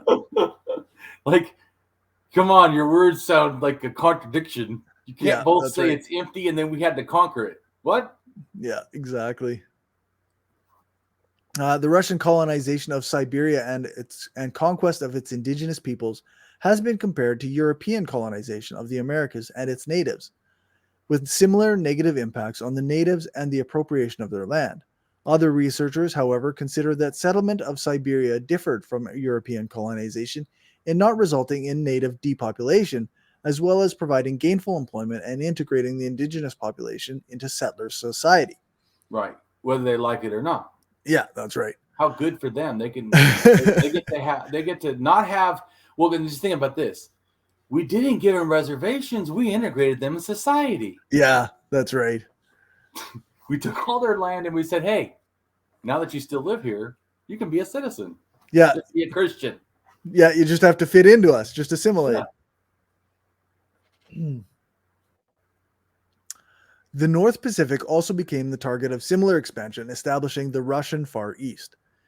In 1858, during the Second Opium War, Russia strengthened and eventually annexed the north bank of the Amur River and the coast down to the Korean border from China in the unequal treaties of Treaty of Agun, 1858, and the Convention of Peking, 1860. During the Boxer Rebellion, the Russian Empire invaded Manchuria in 1900, and the Blagoveshchensk massacre occurred against Chinese residents on the Russian side of the border. Furthermore, the empire at times controlled concession territories in China, notably the Chinese Eastern Railway and concessions in Tianjin and Russian Dalian. The Russian conquest of Central Asia took place over several decades. In 1847 to 1864, they crossed the eastern Kazakh steppe and built a line of forts along the northern border of Kyrgyzstan. In 1864 to 1868, they moved south from Kyrgyzstan, captured Tashkent and Samarkand, and dominated the Khanates of Kokand and Bokhara.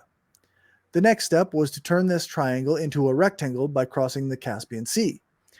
In 1873, the Russians conquered Khiva, and in 1881, they took western Turkmenistan. In 1884, they took the Merv Oasis and eastern Turkmenistan. In 1885, further expansion south towards Afghanistan was blocked by the British. In 1893 to 95, the Russians occupied the high Pamir Mountains in the southeast. According to historian Alexander Morrison, Russia's expansion southwards across the Kazakh steppe in the riverine oases of Turkestan was one of the 19th century's most rapid and dramatic examples of imperial conquest. In the south, the Great Game was a political and diplomatic confrontation that existed for most of the 19th century and beginning of the 20th century between the British Empire and the Russian Empire over Central and South Asia. Britain feared that Russia planned to invade India, and that this was the goal of Russia's expansion into Central Asia. While Russia continued its conquest of Central Asia, indeed, multiple 19th century Russian invasion plans of India are attested, including the Duhamel and Kryulev plans of the Crimean War, 1853 to 1856, among later plans that never materialized. Historian A.I. Andreev stated that in the days of the Great Game, Mongolia was an object of imperialist encroachment by Russia, as Tibet was for the British. In the Anglo-Russian Convention of 1907, the Russian Empire and the British Empire officially ended their Great Game rivalry to focus on opposing the German Empire, dividing Iran into British and Russian portions. In 1908, the Persian Constitutional Revolution sought to establish a democratic civil society in Iran, with an elected Majlis, a relatively free press, and other reforms. The Russian Empire intervened in the Persian Constitutional Revolution to support the Shah and the reactionary factions. The Cossacks bombarded the Majlis. Russia had earlier established the Persian Cossack Brigade in 1879, a force which was led by Russian officers and served as a vehicle for Russian influence in Iran. Eastward expansion was followed by the Russian colonization of North America across the Pacific Ocean. Russian Promyshelinki, trappers and hunters, quickly developed the maritime fur trade, which instigated several conflicts between the Aleuts and Russians in the 1760s. By the 1780s, trade relations had opened within the Tlingits, and in 1799, the Russian-American Company, RAC, was formed in order to monopolize the fur trade, also serving as an imperialist vehicle for Russians' Russification of Alaska natives. The Russian Empire also acquired the island of Sakhalin, which was turned into one of history's largest prison colonies.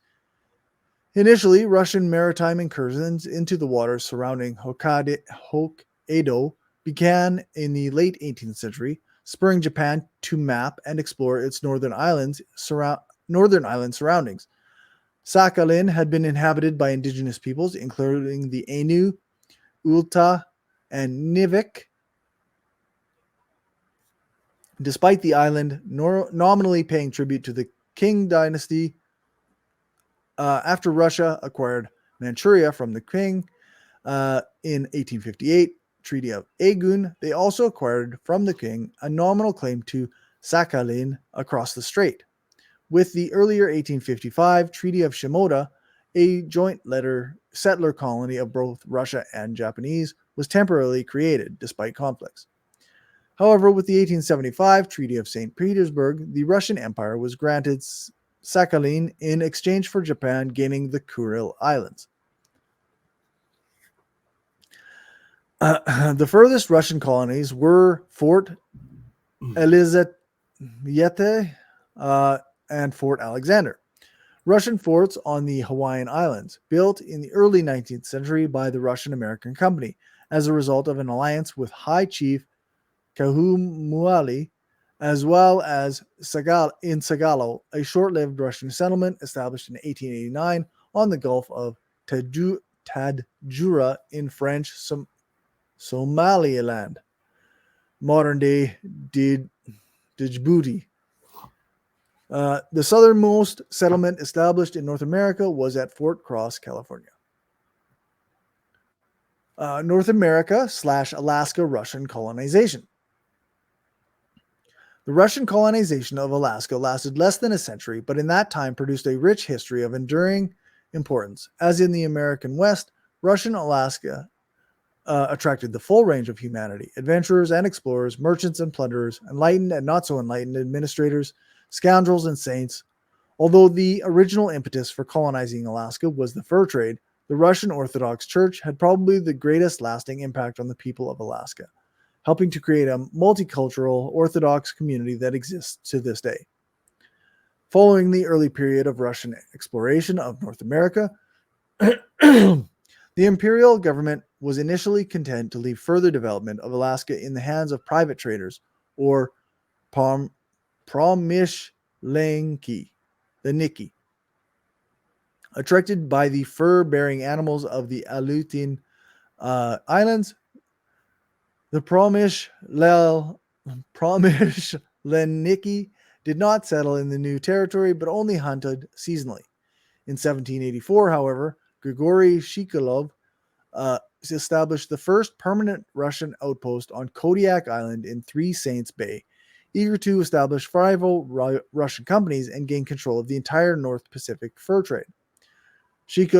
Shilikov expanded the sphere of Russian influence along the Alaskan coast and petitioned Empress Catherine the Great to grant him a monopoly. Shilikov did not live to see his plans implemented, but in December 1799, Catherine's successor, Paul I, decided to issue a charter creating the Russian-American Company. Although its board of directors met in St. Petersburg, the company's business was conducted from the capital of Russian America. New Archangel, founded on Sitka Island in 1804. Despite falling revenues and a changing world order in the Pacific, the Russian-American Company provided Alaska and Aleutians with a commercial and civil administration until 1867. Russian conquest of Siberia. The Russian conquest of Siberia took place during 1580 to 1778, when the Khanate of Sibir became a loose political structure of vassalages that were undermined by the activities of Russian explorers.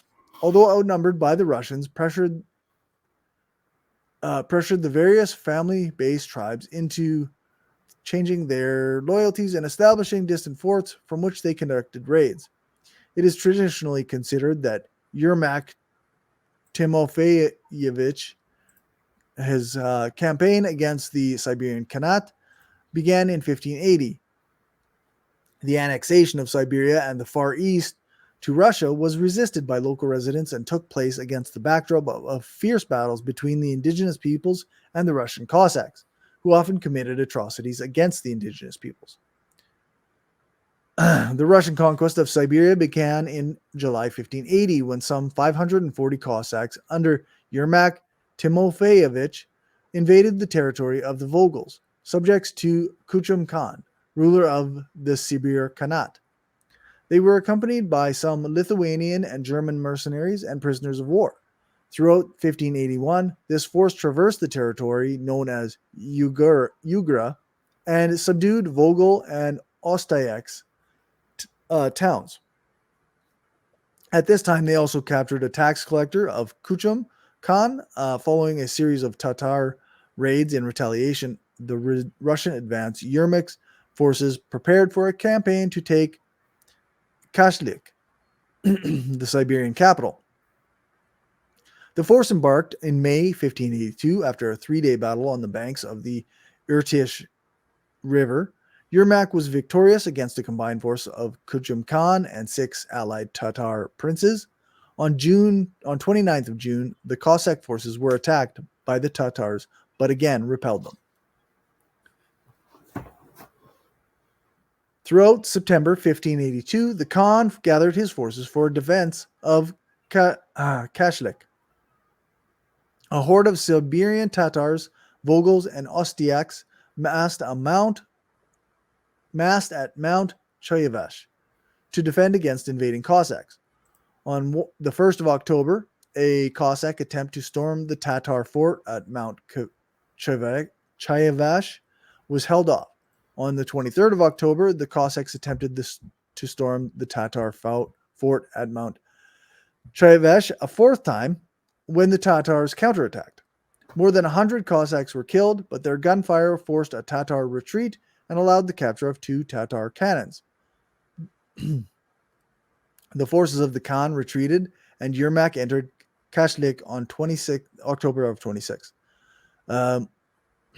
Kuchum Khan retreated into the steppes and over the next few years regrouped his forces. He suddenly attacked Yermak on the 6th of August, 1584, in the dead of night and defeated most of his army. So people can grasp if they don't know what Tartar means. In a sense, historically, Tartar is the term as applied to anyone originating Northern and Central Asian landmass, known as Tartary. The term is often conflated with the Mongol Empire, but the Tartar language, just to help people grasp, is a Turkish language. So it's Turkish, Mongolian, whatever. It's like I already said that those people were originally from Siberia. So I appreciate you reading all this, Cory. I know some of it to some people also can be boring, but the problem is there's so much strong feelings about this. I just don't feel like you can just make a bold statement and move on. No, you got. What I wanted to do, actually. Right. But you gotta kind of lay it out a little bit at least, right? Because there's so much nuance, you do have to understand it. I feel like I said, Cory was going to read a certain amount, but we're going to stick it close to 3 hours. So I'm sure you're not going to get the 30 pages that I gave you. What do I got here?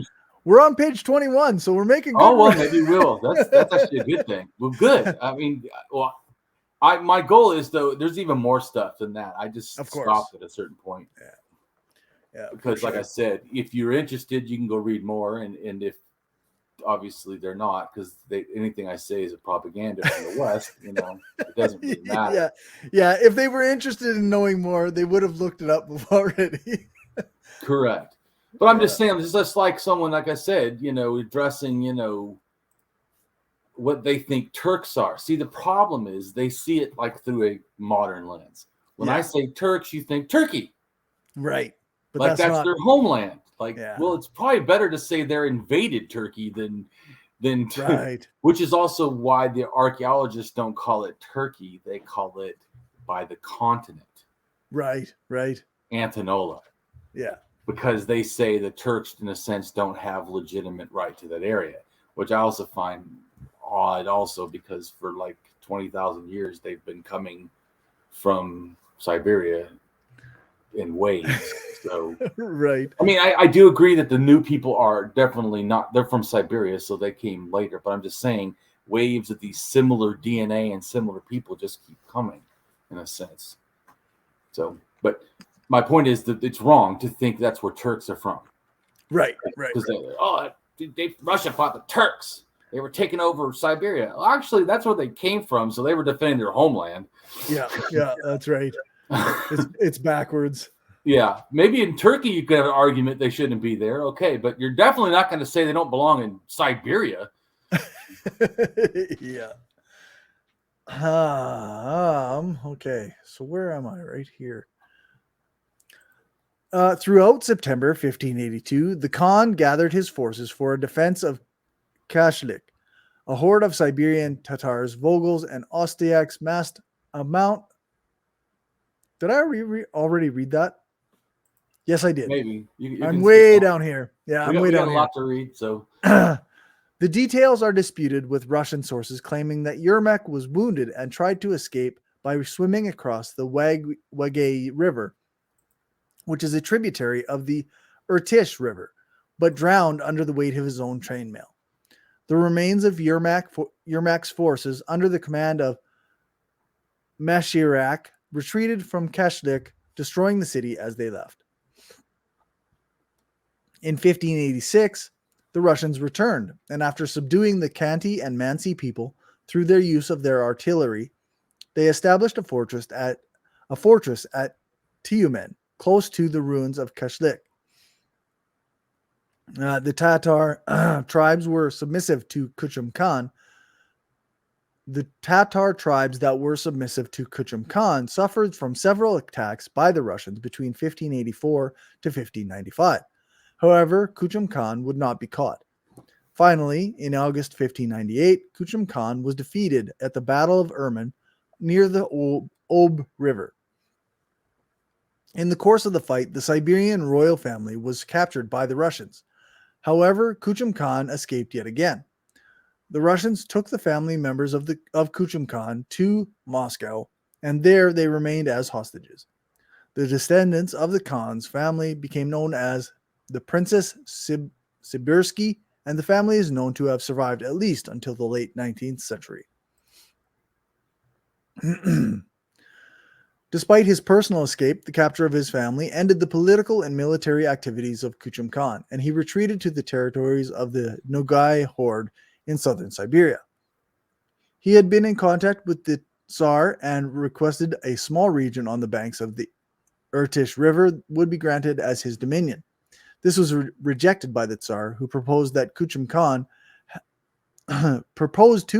Khan that he come to Moscow and comfort himself in the service of the Tsar.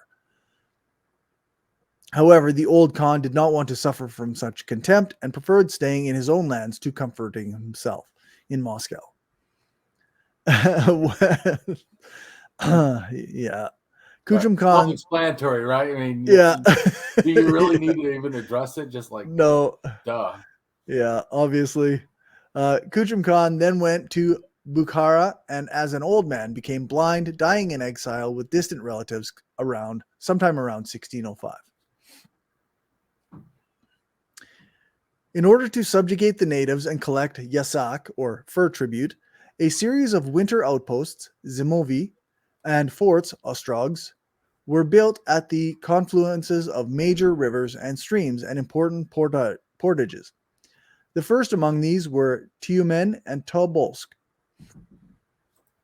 The former built in 1586 by Vasily Sukin and Ivan Miaznoy, and the latter the following year by Danilo Chulkov.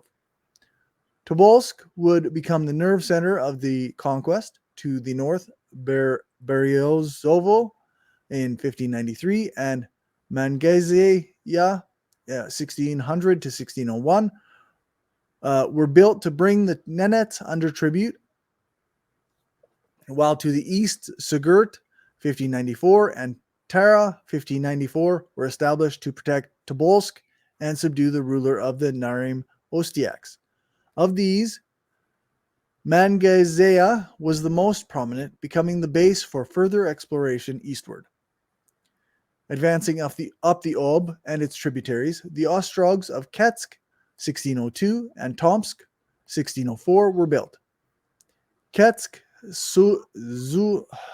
Sluzili Liudi, or servicemen, reached the Yenisei in 1605, descending it to the Sim.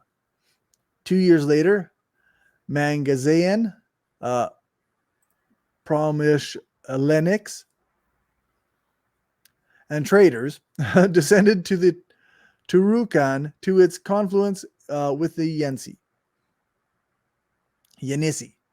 where they established the Zimovi Turukhansk.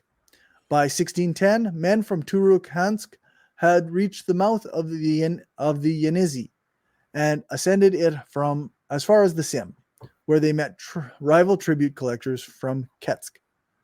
To ensure, so the Ketz, first up, real quick, to people understand, the Ketz and the Yenisei River also relates to the Yenisei language, and the Yenisei language from that area goes all the way over to the Nedane languages, both in Canada and America. Okay. So, and to me personally, I speculate that they took shamanism and the belief in a sense, Skyfather, right, Earth Mother, I think, over to all these other areas. That's why it's so prominent. Okay. Because that's about 7,000 to 6,000. Well, 7,000 to 6,000 also, or whatever, 8,000. They show up. The DNA shows up in Europe, and by 7,000, 6,000, it's considered to be the Proto-Indo-European language associated with the DNA that originally came. Okay. So, and all of them have Sky Mother, Earth Father. Right. So, anyways, I think my personal thinking is because of the fact that the DNA is going like this, and then where it goes have Sky Father and Earth Mother. They also have a lot of them the belief from Siberia, because 7,000 years ago they were burying, just so you know, they were burying dogs and like ritualistically, almost like humans or with humans. But this is older too, because even the first shaman, like I said, to me, in Czechoslovakia, female burial at 27,000 or 28, whatever, 30,000. That burial is buried with a fox. Okay. And then under mammoth scapulas with some sacred writing, the first in that area and the only actually until way later. But anyways, you start looking at all these different behaviors and stuff, and then you look at the ones that went to Israel. They're women buried with dogs or wolves. Okay. So, or even one burial, which they call the shaman from Israel at 12,000. She's buried with 78 tortoise shells, a whole bunch of a human foot, a whole bunch of other stuff, a wing from an animal, and also like I don't know if they're ferrets or otters or something, but I think it relates to. There's two of them. I think it relates to, in a sense, the idea of a dog and a fox, because it's that kind of canine-looking animal, sort of. I think that. So and then in China at 9,000, they have tortoise shells in the place I think has shamanism, and also is the place of the origin of language, which all these languages from Turkic, Mongolic, and even the first word of shamanism, the Tunguskan languages, and the Japanese languages, and the Korean languages, all of these languages are related to that 9,000. All the languages of China are related to this one place. So this one place is all the language of China, which is considered the Shinto-Tibetan, because even Tibet is from China. Then all the Turkic, all the Japanese, Korean, all these are also related. So both these two of the biggest, in a sense, language systems in the world are actually from one point. Interesting. That has sacred stuff that relates to turtles. In fact, it's 8,500, I think, those turtle shells, and they have little bones inside with markings on them. Oh. Now,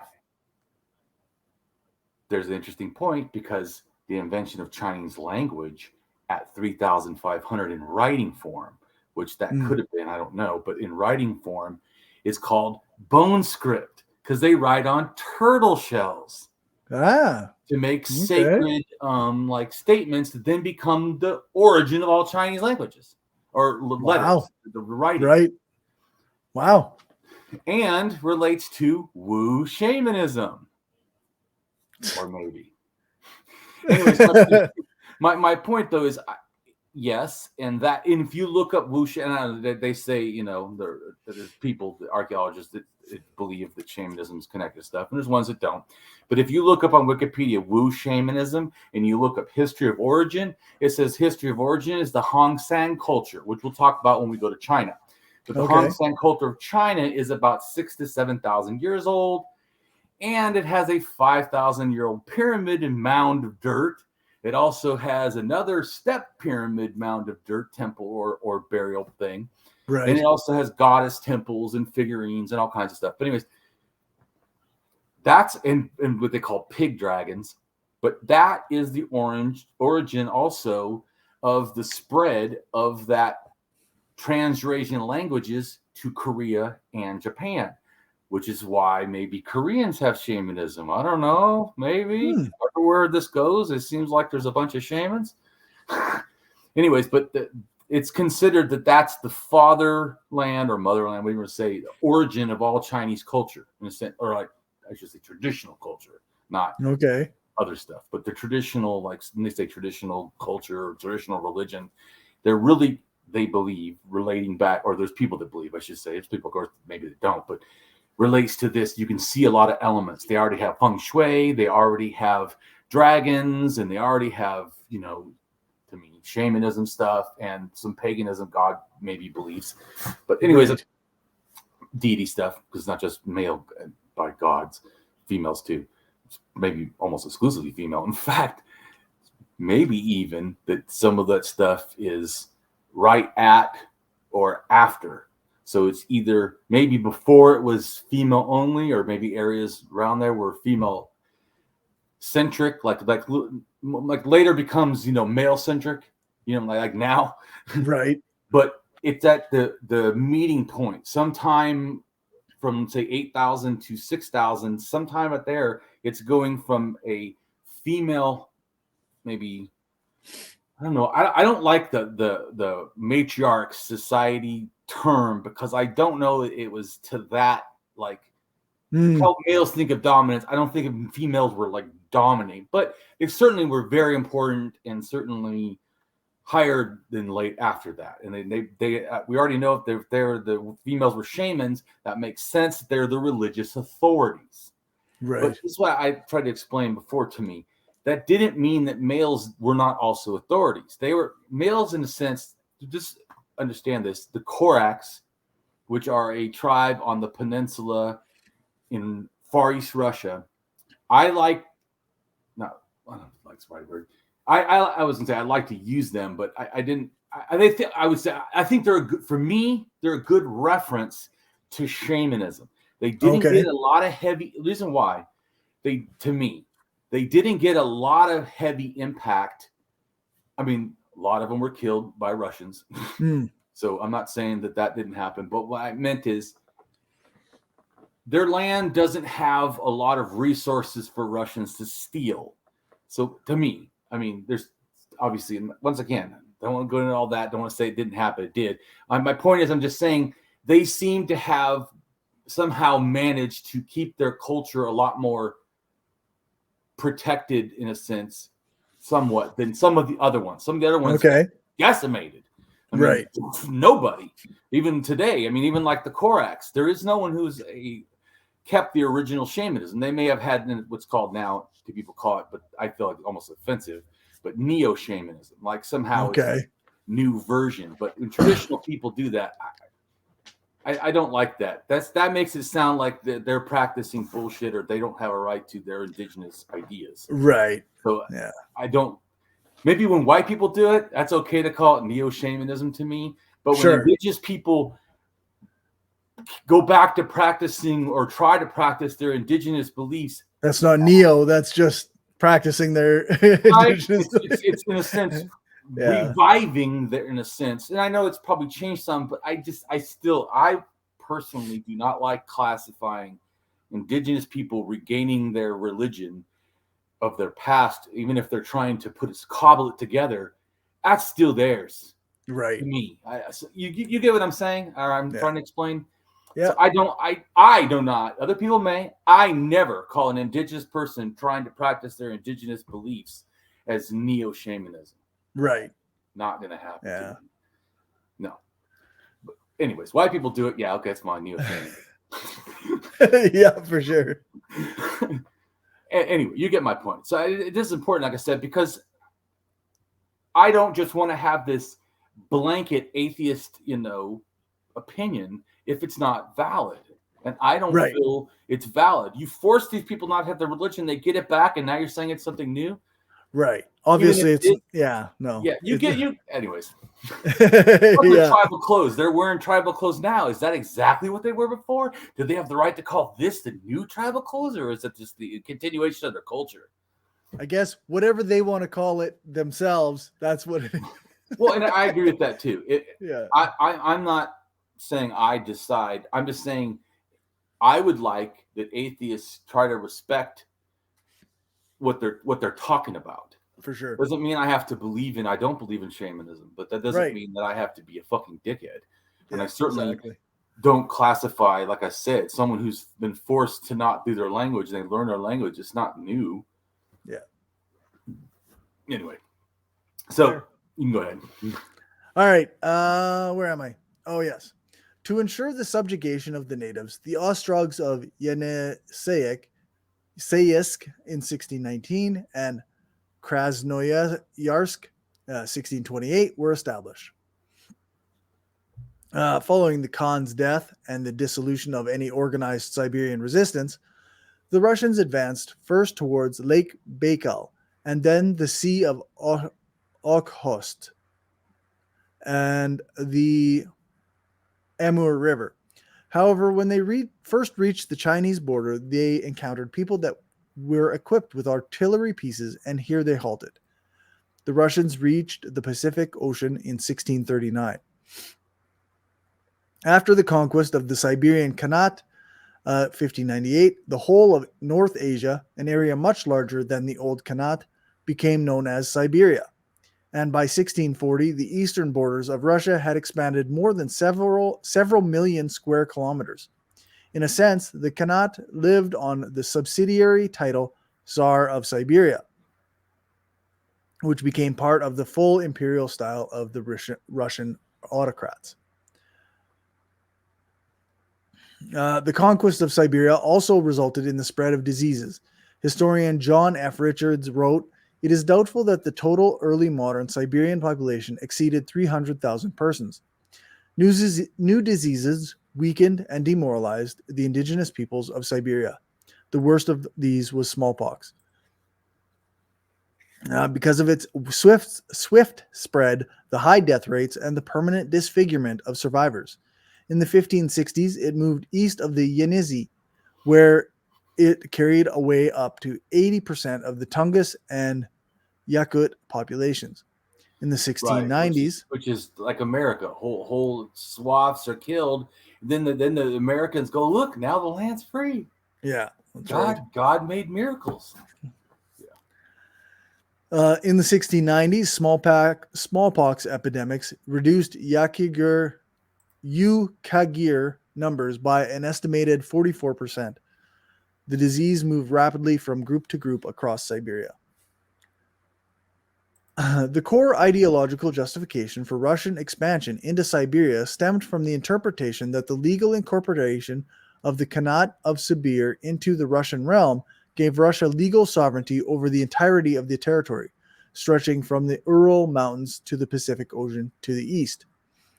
The actual boundaries of Siberia thus became very vaguely defined and open to interpretation. Effectively, Russian dominion over the land ended only whenever Russia's claims to land conflicted with those of centralized states capable of opposing Russian expansion and consistently asserting their own sovereignty over a given territory, such as China and Mongolia. A second ideological pillar justifying Russian... So it wasn't because of Russia or even the Soviet Union or post-Soviet Union having some ethical standard that we need to respect the indigenous. It's not like Russians never, I'm not saying Russians never did anything. There are some things that where the Russians tried to help at some points, people keep their language or, ways, but in the majority, no. Yeah, it's they stopped because they ran into people that wouldn't let them invade them. And had enough power to stop them. Yeah, had enough power to stop them. So, a second ideological pillar justifying Russian colonialism was the spread of the Eastern Orthodox Christianity. Although this pretext originated largely from explorers and Russian settlers themselves as an ad hoc justification rather than being put forward by the Russian Orthodox Church itself. Convenient. Religion being used as a cudgel to whatever we decide. Yeah, that's right. Effects on the indigenous peoples of Siberia. When the Cossacks and treaties were rejected, they chose to respond with force. Under the leadership of Vasily Poyarkov in 1645 and Yofei Khabarov in 1650, many people, including members of the Dair tribe, were killed by the Cossacks. 8,000 out of a previous population of 20,000 in Kamchatka remained after the first half-century of the Russian conquest. The Dairs initially deserted their villages, fearing the reported cruelty of the Russians for the first time Khabarov came. The second time he came, the Dairs fought back against the Russians, but were slaughtered. In the 17th century, indigenous peoples of the Amur region were attacked by Russians. Pause for a second. Now, Amur region is basically like Lake Baikal. I know that, you may not, or most people probably don't understand where that is even at. Yeah, so no. It's trying to give you a reference. So basically, think about it almost, where Mongolia is, like almost, I think it's maybe the middle of Mongolia. Okay. Or something. But if you go straight up just a little bit, there's Lake Baikal. And east of that is called the Amur region. Okay. Which, to me, those two regions that we've talked about before, maybe you don't remember, but actually there's three regions really to me. There's the mountains, which is basically where you have Mongolia and Kazakhstan kind of goes like this, touches. Okay.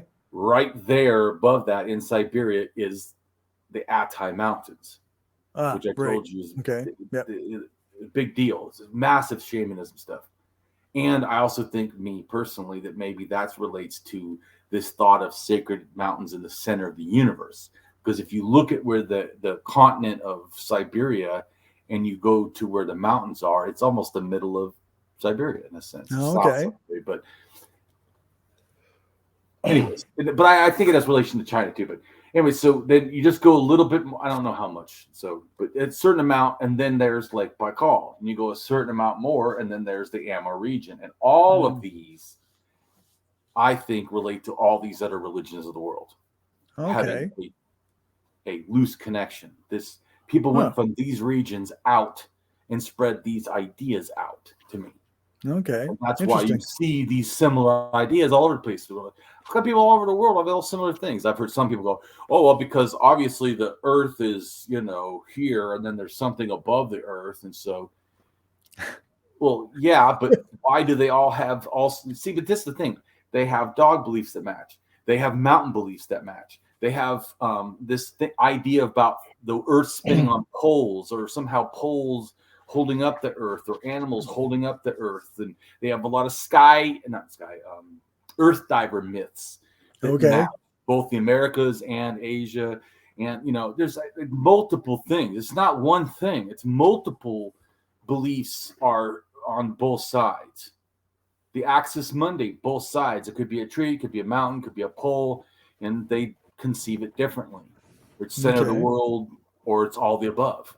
It's both the center of the world, it's both a mountain, and on top of the mountain there's a tree. So, which is actually Nordic belief in this sense. Right.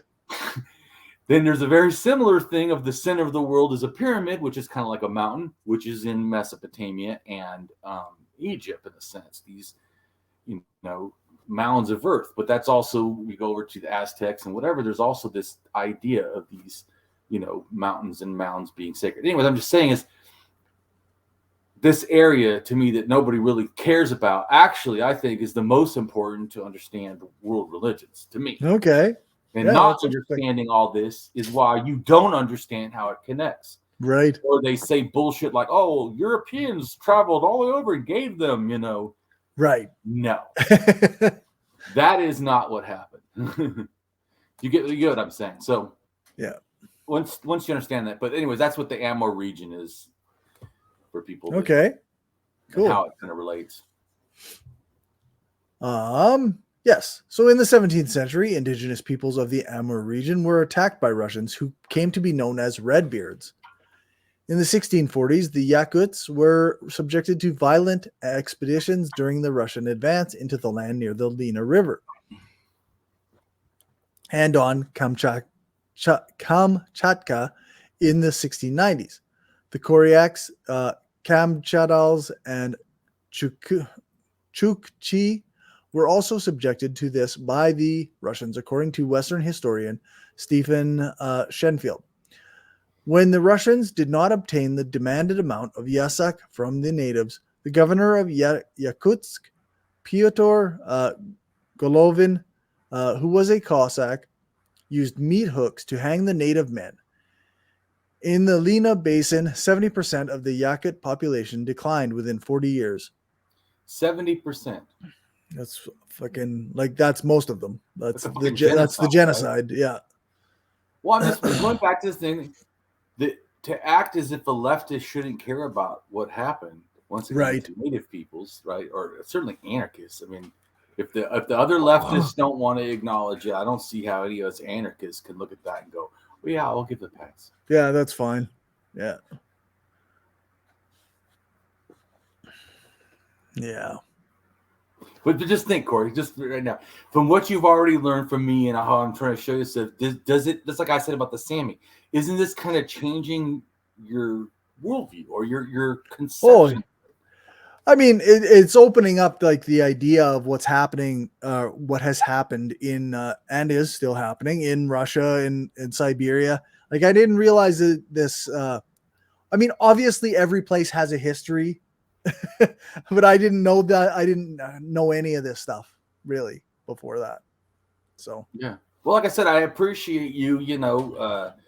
Helping me, do this stuff because I'm trying to teach stuff that people don't know. Yeah. Yeah, it's not like a guy learns this stuff just at school or whatever.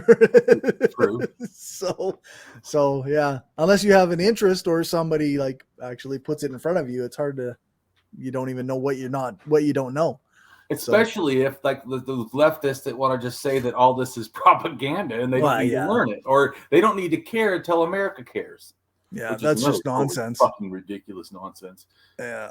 America may never care. I mean, well, I don't think they ever will. That's not going to stop me from caring at all. And if America never cares, I still care about other countries besides America because, once again, as an anarchist, I really could care less about a country. Yeah. Fuck is that? I see humanity. Yeah. Yeah. So we just mentioned the genocide.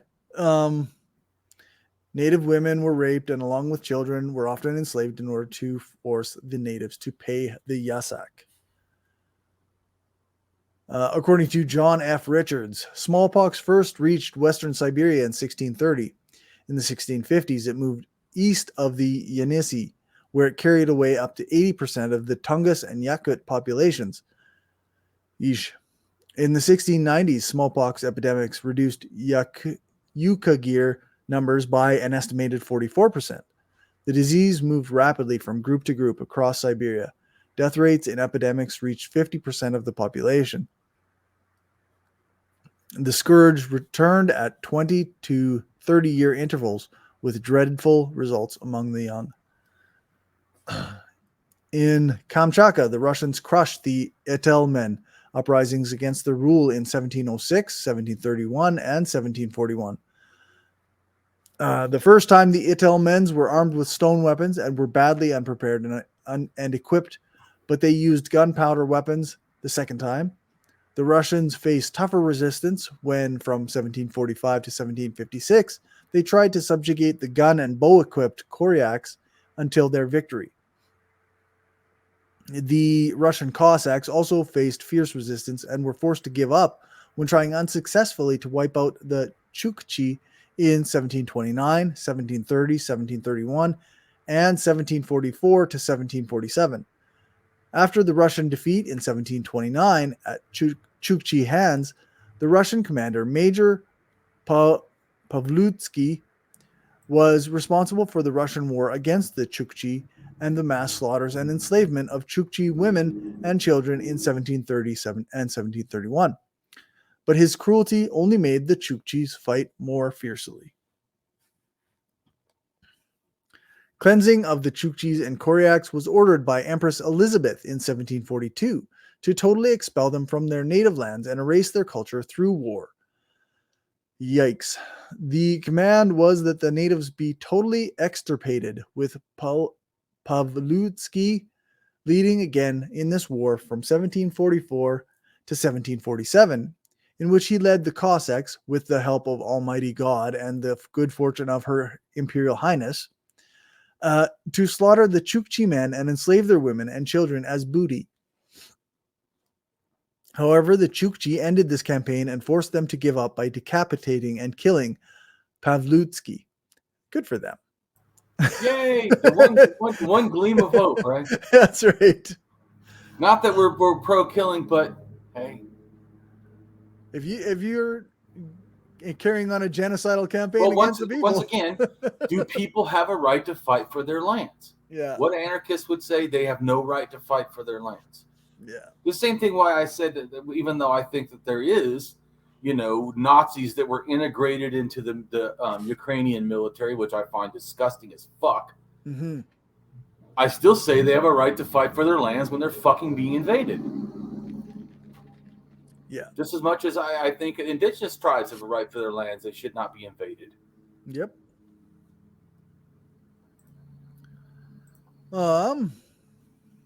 The Russians were also launching wars and slaughters against the Koryaks in 1744 and 1753 to 1754. After the Russians tried to force the natives to convert to Christianity, the different native peoples like the Koryaks, Chukchis, Itelmens, and Yukagirs all united to drive the Russians out of their land in the 1740s, culminating... Pause for 1 second. So, if we ever need to wonder, well, what do the indigenous think? We already know what they thought. If they could have fucking killed them all and made them leave, they would have. Yeah, that's right. There would be no East Russia. Yeah, exactly. Yeah. And then let's just say that they had an uprising now. Who would the leftists fight for? Say that the Russians have a right to take over the land because they... You get what I'm saying? Yep. Undoubtedly, they would side with the Russian imperialists, and they would declare... Yeah. And they would declare that, oh, well, this is an op or something by the U.S., by NATO. This is, Yeah. It's the same thing as like with like Iran, the uprisings in Iran the last while, because women fighting for their rights, right. But it became a supposedly, like they were calling it, propaganda by the U.S. It was all U.S. led. It was led by people from like Western imperialists trying to force their way into Iran. And rather than just a grassroots campaign of people who just got fed up with the dictator and dictatorial leaders. But yeah. Yes. So culminating in the assault on Nizhnekamchatsk fort. I'm going to sneeze.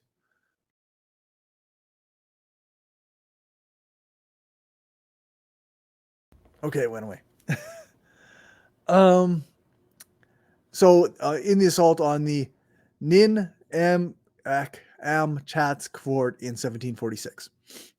Kamchatka today is European in demographics and culture, with only 5% of it being native, around 10,000 from a previous number of 150,000 due to the mass slaughters by the Cossacks after its annexation in 1697 of the Itelmens and Koryaks throughout the first decades of the Russian rule. The killings by the Russian Cossacks devastated the native peoples of Kamchatka. In addition to committing massacres, the Cossacks also devastated the wildlife by slaughtering massive numbers of animals for fur. 90% of the Kamchadals and half of the Volguls were killed from the 18th to 19th centuries, and the rapid slaughter of the indigenous population led to entire ethnic groups being entirely wiped out, with around 12 exterminated groups which could be named by Nikolai Yadrinstev as of 1882. Much of the slaughter was brought on by the Siberian fur trade. The Oblastniki in the 19th century were the Russians in Siberia acknowledged that the natives were subjected to immense violent exploitation and claimed that they would rectify the situation with their proposed regionalist policies. The Aleuts in the Aleutians were subjected to genocide and slavery by the Russians for the first 20 years of the Russian rule. And Aleuts, even though there's some in probably Russia, Far East Russia, maybe near where the Chucky are at, which is almost near Alaska, they're also in Alaska. The Aleuts are actually in Alaska, but their relations could be some in Siberia as well. Just some of the cultures were going kind of back and forth across that little Bering land, sea, Bering Sea. Yeah, there's no land bridge no more. Right. Yeah. But even after they did it certainly to populate the Americas from the land bridge. Once it went, there still was several migrations over, and then a couple back. One at 5,000, and then one at more like 3,000, 2,000, 1,000. Those they were going back and forth, sort of. Okay. So the Aleut, they were subjected to genocide and slavery by the Russians for the first 20 years of Russian rule, and the Aleut women and children were captured by the Russians, and the Aleut men were slaughtered. The Russian colonization of Siberia and its conquest of its indigenous peoples has been compared to the European colonization of the Americas and its natives, with similar negative impacts on the natives and the appropriation of their land. The Slavic Russians outnumbered all of the native peoples in Siberia and its cities, except in republics of Tuva, Sakha, and the Slavic Russians, making up the majority of the Buryat and Altai republics, outnumbering the Buryat and Altai natives. The Buryats make up only 33.5% of their own republic, the Altai 37%, and the Chukchi only 28%. The Evenk, Khanty, Mansi, and Nenets are outnumbered by non-natives by 90% of the population. The natives were targeted by the Tsars and the Soviet policies that changed their way of life, and ethnic Russians were given the natives reindeer herds. Well, that's also nice, right? How thoughtful of them. Yeah, that's right. I'm being sarcastic. Yeah. Yeah. ethnic Russians were given the natives reindeer herds and wild game, which were confiscated by the Tsars and Soviets. Yeah. The reindeer herds have been mismanaged to the point of extinction. The Ainu have emphasized that they were natives on the Kuril Islands, and that the Japanese and Russians were both invaders. Right, because they also don't even accept the Japanese. Right. And legitimately, they were there first. Yeah. Because a lot of people don't understand, a lot of the Southern Japanese really relate to Koreans. Once again, remember I told you that North China language went from the Hang Song culture, which you're going to learn about when we do the China stuff. But the Hang Song culture goes down from, I think it's 7,000 to 5,000. I can't remember off the top of my head. But it goes down into Korea. And then by 3,000, 2,000, it's over in Japan. Koreans go to Japan. So right. Japan, this reminds me of something too, because one of the times I was at an atheist meeting in I'll say Seattle, I think. I'm trying to remember now. If it was Oregon or Seattle. I think it was Seattle. My life. I've been so much. But and I don't have the greatest memory. People think so because I know so much, but it's like, oh my God, I've learned so much I've forgotten. You don't even right. know. Yeah. But this person said, oh, well, he made this comment. Oh, well, I can't remember exactly what it was in relation to, but it sounded racist as fuck to me. But, oh, well, we know that the Japanese take a Japanese person to put in America, still have all these cultural things. That's just who they are. And the Japanese, I said, first off, the Japanese are not one culture. Right. What the fuck are you talking? Do you really know what you're talking about? He's like, well, I'm an anthropologist. And I said, and you're saying this shit? He goes, well, yeah, actually, now that you bring it up, yeah, but I have a right to say stuff. And I said, you could say stuff and it still be racist.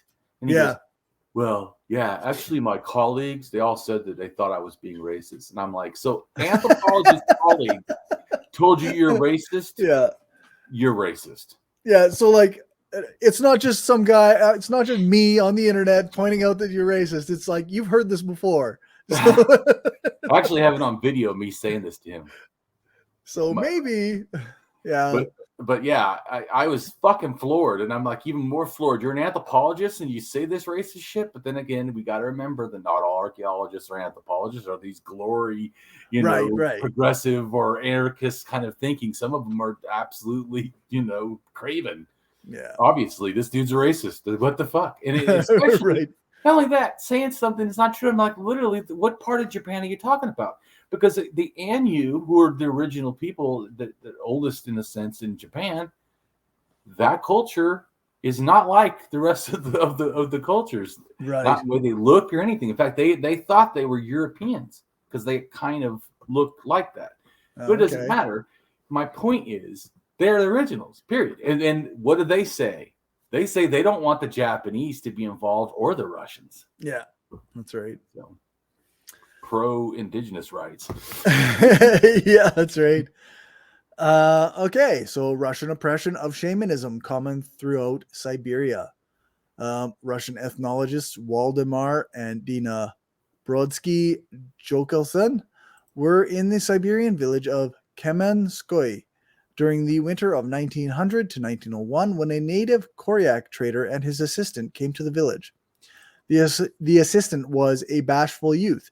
His features were flexible and pleasant, and his eyes were bright.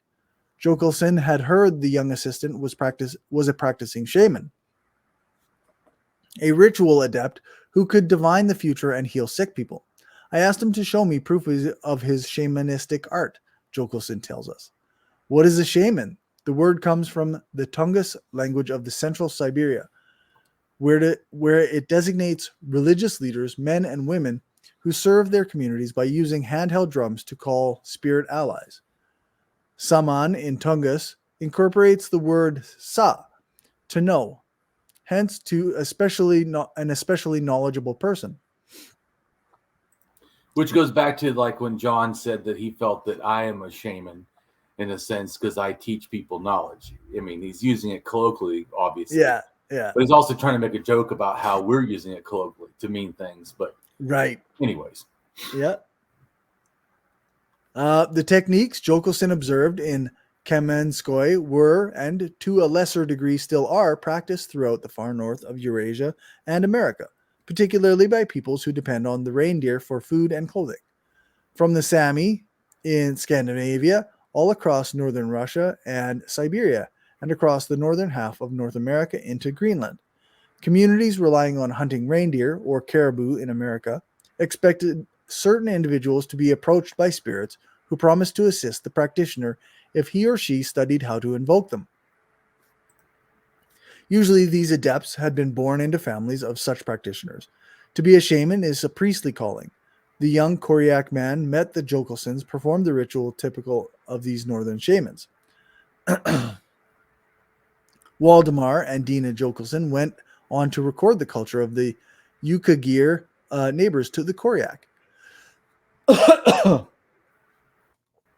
They stayed in the earth lodge of the elderly man named Nelbosh, questioned about who served the local people as a shaman. Nelbosh told the Jokelsons that no one still alive had that function. Several years later, the Jokelsons learned that Nelbosh himself was the shaman. He had kept that fact from me, fearing that I might tell about it to the Russian Orthodox priest at Verchny Kolimsk, of whom he stood in mortal fear. Russian authorities demanded that the Siberians become Christian, and after the 1917 revolution, the Soviets forbade shamans to practice their religion.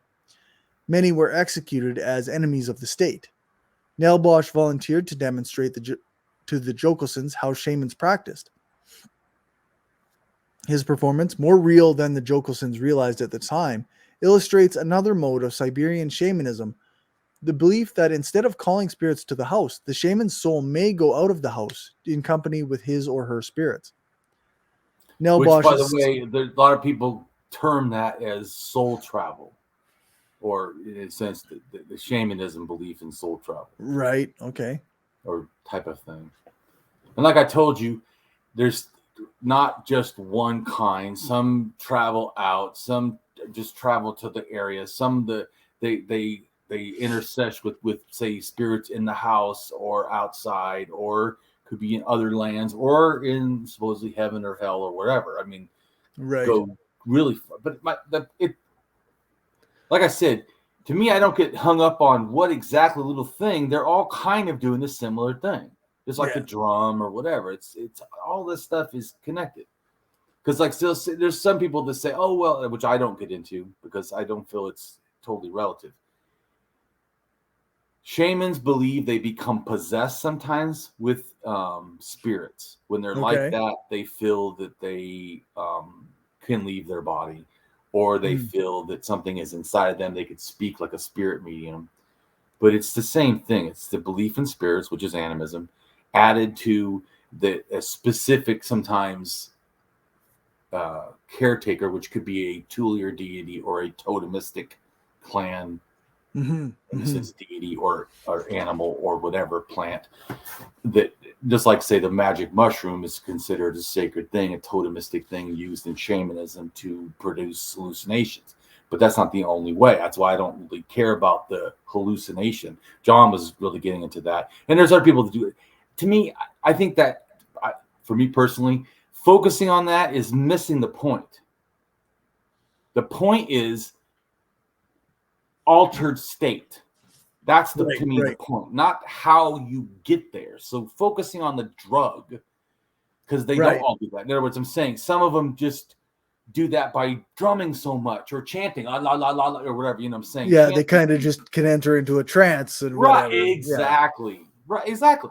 So I don't fixate on the drug. I know a lot of people are like, oh yeah, the drug. To me, you're missing the point. The point is an altered state that doesn't require drugs. So yes, drugs do often go with shamanism, including smoking pot or whatever, but it doesn't have to. Right. And if you think that was the point, you've missed the point. I feel the point was altered state so that you can enter into they believe a spirit world or whatever. So for sure. You get my point. Because put it this way, a sweat lodge. in a sense, could be a shamanistic altered state that allows you to go whatever. And it doesn't require drugs, but just the environment being, so hot or whatever. So anything, just like jumping, say, in the cold water, could actually also be a thing. Water is considered the afterlife. So jumping into it, especially if you go under, like bathing, and then come back up, you came back to life where you're clean, you're new, you're fresh. Not how we see as germs and water washing us, but like a spiritual, just like baptism in Christianity. Right. And similar. Just okay. Saying. Nelbosh's son-in-law, a Tungus named Mashka, was also was a shaman. Jokelson described Mashka as a large and physically very strong, unafraid of his spirits or anyone else, and so furious and stormy as he performed his ritual that his jumps, yells, and wild drumming left Jokelson observing, too exhausted to write up his notes. Jokelson, 1926. Siberian shamans performed rituals for success in hunting as well as to heal the sick, divine the future, and conduct offerings to local, family, and higher spirits. Waldemar and Dina Jokelson and their friends and colleagues, Waldemar and Sofia Bogoras, spent years in the field in Siberia, living with the indigenous communities and learning their languages. This was tough work. In the summer, beset with millions of biting flies and mosquitoes. In winter, holed up in dark, smoky, sooty, sod-roofed pit houses along with lice and smelly blubber. So once again, that focusing on that makes it sound like these ethnographers were just these great people that had to put up with this native, life. Right. Yeah. Anyone been camping? I mean, you're making, to me, okay. Yeah. I feel like focusing on that is like focusing on the bigotry. Look at how they're different, or look at what I have to put up with. Come on. Right. Yeah. Maybe suck it up. Stop complaining. I seriously would never put that in there. Seriously. Yeah. Oh, it's so awful here. I don't have my nice cushy bed. Right. I gotta sleep on straw and stuff, or I have to deal with bugs. Like, you ever been hunting? Come on. That's right. The couples traveled by dog sled in winter, by raft, rowboat, horseback, or on foot in the summer, carrying the bulky cameras of the time and buying and somehow shipping thousands of items every day for the collections of the great museums of New York and St. Petersburg.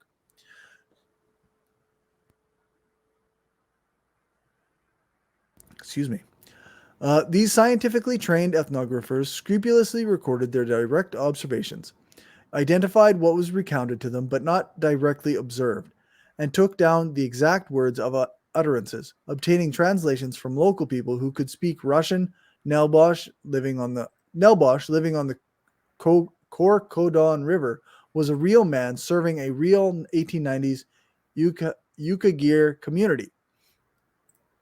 His son-in-law was real. So was the bashful youth who worked for the Koryak trader. Shamans were described by several 17th century scientific travelers in Siberia and Lapland. Nicholas Whitson, a Dutch explorer whose knowledge of Russia's remote provinces impressed Tsar Peter the Great, published observations of Tungus shamans that sounded much like those by the Jokelsons 2 centuries later. The English geographer Samuel Purchas included a vivid account of a shaman reported from 1557. He singeth, as we use here in England, to hollow, whoop, or shout at hounds, and the rest of the company answered him with his oots, iga, to which the priest with his voice replieth. Anthropology as a field of study developed in the late 19th century. Some anthropologists aimed to discover laws of human behavior comparable to the laws of physics and chemistry using observations of quote-unquote primitive, i.e. non-European communities, as if they were basic elements. Real quick, let me address again, as I've done it before. I do not see these people as primitive. Yeah. They're very evolved religions. It's just fucking bigotry. Yeah, that's right. as if they were basic It's like, elements. if I go out camping, is that being primitive? I mean, people Right. love to do that because getting with nature, and there's even things that have proven that when we see green or we see nature, we're out in it, it actually helps our emotional well-being. I mean, acting like, I'm just saying this, you know me, I don't get into this. Primitive to me is just a fucking bullshit term. Yeah, for sure. Just like saying civilized. Yeah. Civilized is you take care of people. If their people are taking care of people the best they can, to me, then that's civilized. Yeah, and exactly. People that let people starve in the street because they're homeless or whatever is uncivilized. So there. Yep. So they were, I guess, using observations of communities as if they were basic elements and arranging them in a kind of periodic table, not unlike that for chemistry. In these laws of progress schemes, the fur-clad shaman was listed as the most ancient and primitive religious element, hollowing and whooping as civilized people do to spur on hunting dogs. Lacking formal schooling and written texts, shamans were supposed to act spontaneously and their beliefs assumed to be irrational and deluded. Because it was presumed that all nations did not raise crops through plow agriculture. Because it was presumed that all nations that did not raise crops through plow agriculture were simple and not evolved much from animal ancestors. The religious practitioners. Ridiculous? Yeah, no kidding. What does it matter, anyways? Yeah, it's just dumb. The religious practitioners of Siberia, Lapland, the Himalayas, Australia, and most of the Americas were lumped together as shamans or medicine men. Animism, belief that there are many invisible spirits of the world, was equated with shamanism and labeled the earliest, most primitive religion, superseded among civilized people by true faith in monotheism. So that sounds like horse shit right there, and fucking racial. I mean, not racial. Religious bigotry. Yeah, not racial bigotry, religious bigotry. Yeah. Some 19th century anthropologists suggested that scientific knowledge would supersede monotheism, freeing the most advanced nations from all superstition. So on to Soviet imperialism. The Soviet Union declared itself an anti-imperialist and contributed significantly to various efforts to liberate countries from colonialism in the 20th century. Some historians argued that aspects of Soviet foreign policy exhibited tendencies common to historic empires, a view which is not universally shared and has been mainly articulated by catalysts from the West as well as from China during the Sino-Soviet split. This argument is traditionally held to have originated in Richard Pipe's book, The Formation of the Soviet Union, in 1954. Several scholars, such as Surian Bieler, hold that the Soviet Union was a hybrid entity containing elements common to both multinational empires and nation-states. It has also been argued that the Soviet Union practiced colonialism similar to conventional imperial powers. Maoists argued that the Soviet Union had itself become an imperialist power while maintaining a socialist facade, or social imperialism. The Soviet ideology continued the messianism of pan-Slavism, which placed Russia as a special nation. While proletarian internationalism was originally embraced by the Bolshevik Party during its seizure of power in the Russian Revolution, after the formation of the Soviet Union, Marxist proponents of internationalism suggested that the country could be used as a homeland of communism, from which revolution could be spread around the globe. Joseph Stalin and Nikolai Bukharin encouraged this turn towards national communism in 1924, away from the classical Marxism position of global socialism.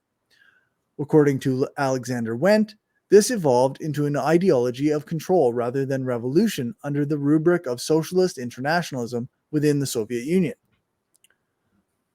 Under Leonid Brezhnev, the policy of developed socialism declared the Soviet Union to be the most complete socialist country. The other countries were socialist, but the USSR was developed socialist. explaining its dominant role and hegemony over the other socialist countries.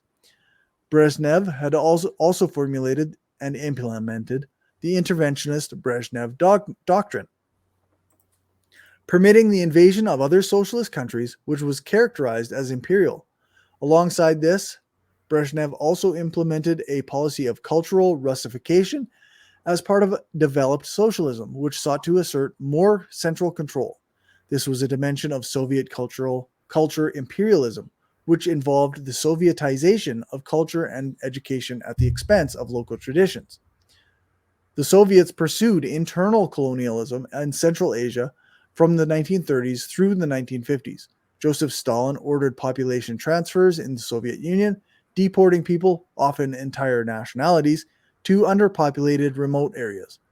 Transfers from the Caucasus to Central Asia included the deportation of the Balkars, deportation of the Chechens and Ingish, deportation of the Crimean Tatars, the deportation of the Karaches, and the deportation of the Meskhetian Turks.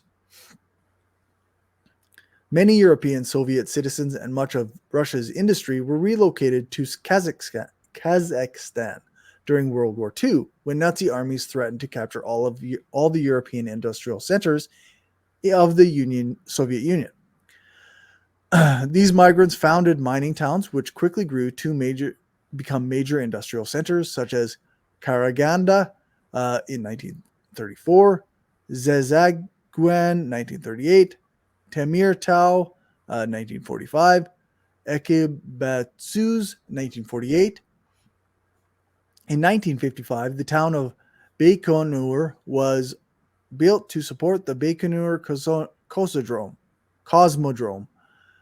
Many more Russians arrived in the years 1953 to 1965 during the so-called Virgin Lands campaign of Soviet General Secretary Nikita Khrushchev. Virgin Lands. Yeah, that's right. Once again, what the fuck? And yeah, real quick, I want to read the thing about following World War II. It's not in there. Okay. So following World War II, nomadic indigenous groups in Siberia were forced to settle in one place. This practice is called involuntary sedimentism. From age 2, get them young, right? Indigenous children had to attend boarding schools, like America and Canada. Yep. Where they could not speak their indigenous language. Wow, that sounds familiar. It's like they followed this pattern of, colonization. Right. Students could be taken from their families if their parents refused to send them to the boarding school. Mm-hmm. Well, how is that any different than American Canada? Students learned Russian language and Russian culture far away from their families and were not able to talk to them during the school year. But by the mid-1980s, children were allowed to return to their home communities. How gracious. Thanks to new openness. I mean, it is good, but yeah, you get my point.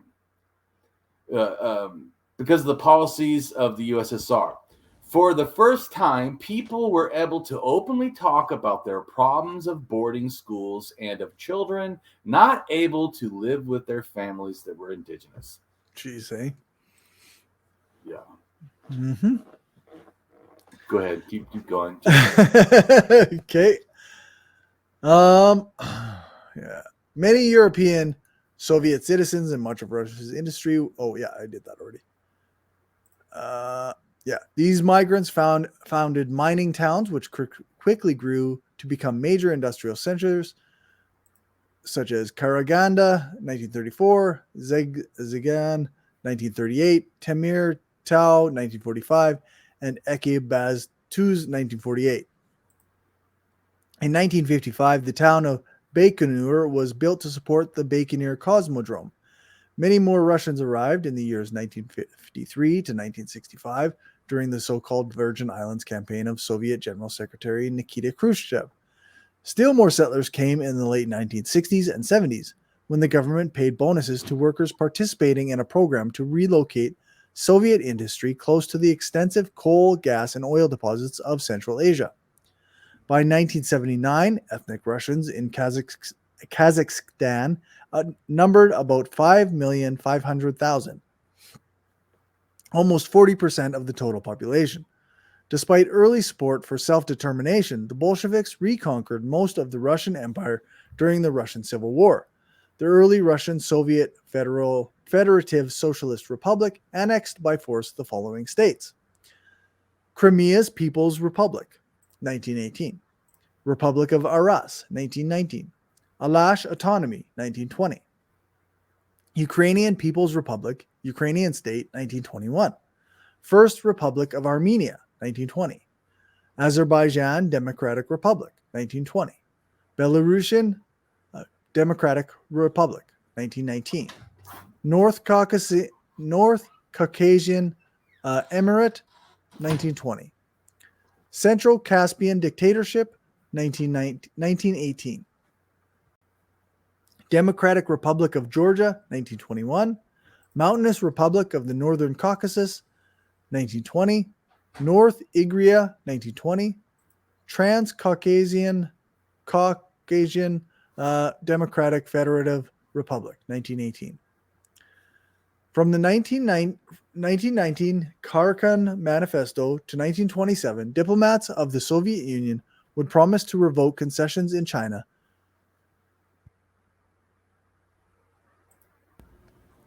but the Soviets kept Tsarist concessions such as the Chinese Eastern Railway as part of secret negotiations.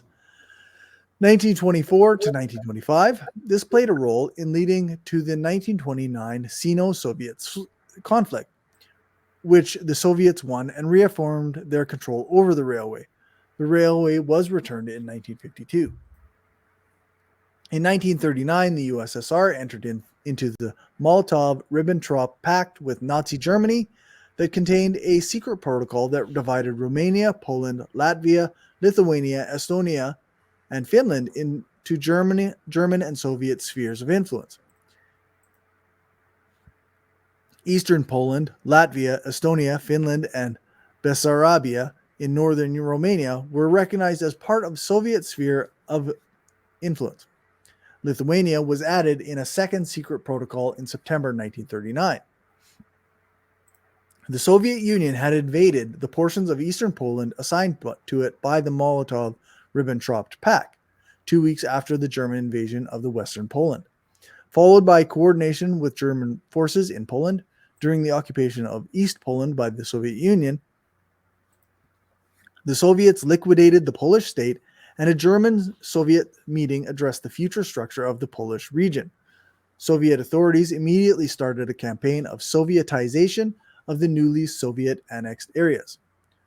In 1939, the Soviet Union unsuccessfully attempted an invasion of Finland, subsequent to which the parties entered into an interim peace treaty granting the Soviet Union the eastern region of Karelia, 10% of Finnish territory, and Karola Finnish Soviet Socialist Republic, or the Karola Finnish Soviet Socialist Republic was established by merging the ceded territories with the KASSR after a June 1940 Soviet ultimatum demanding Bessarabia, northern Bukovina, and Herzegovina region from Romania.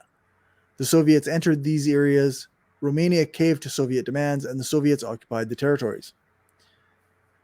In September and October 1939, the Soviet government compelled the much smaller Baltic states to conclude mutual assistance pacts, which gave the Soviets the right to establish military bases there.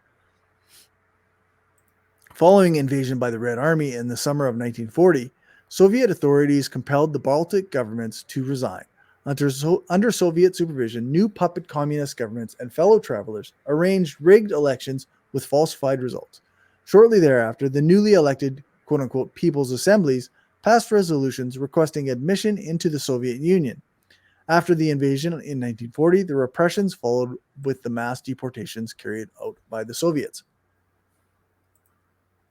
By the end of World War II, the Soviet Union had also annexed Carpathian Ruthenia, formerly in Czechoslovakia and occupied in 1944, Tuva independent 1921 to 1944, previously governed by Mongolia and by the Manchu Empire, Tanu Urienkai. East Prussia, now Kaliningrad Oblast from Germany in 1945. The Klaipeda region annexed to Lithuania in 1945. The Kuril Islands and northern Sakhalin from Japan, occupied in 1945. Snake Island in the Black Sea and several Danubian islands from Romania, occupied in 1944 and annexed in 1948. At the end of World War II, most Eastern and Central European countries were occupied by the Central Soviet Union, known as European colonies. While remaining independent through their politics, military, foreign, and domestic policies were dominated by the Soviet Union.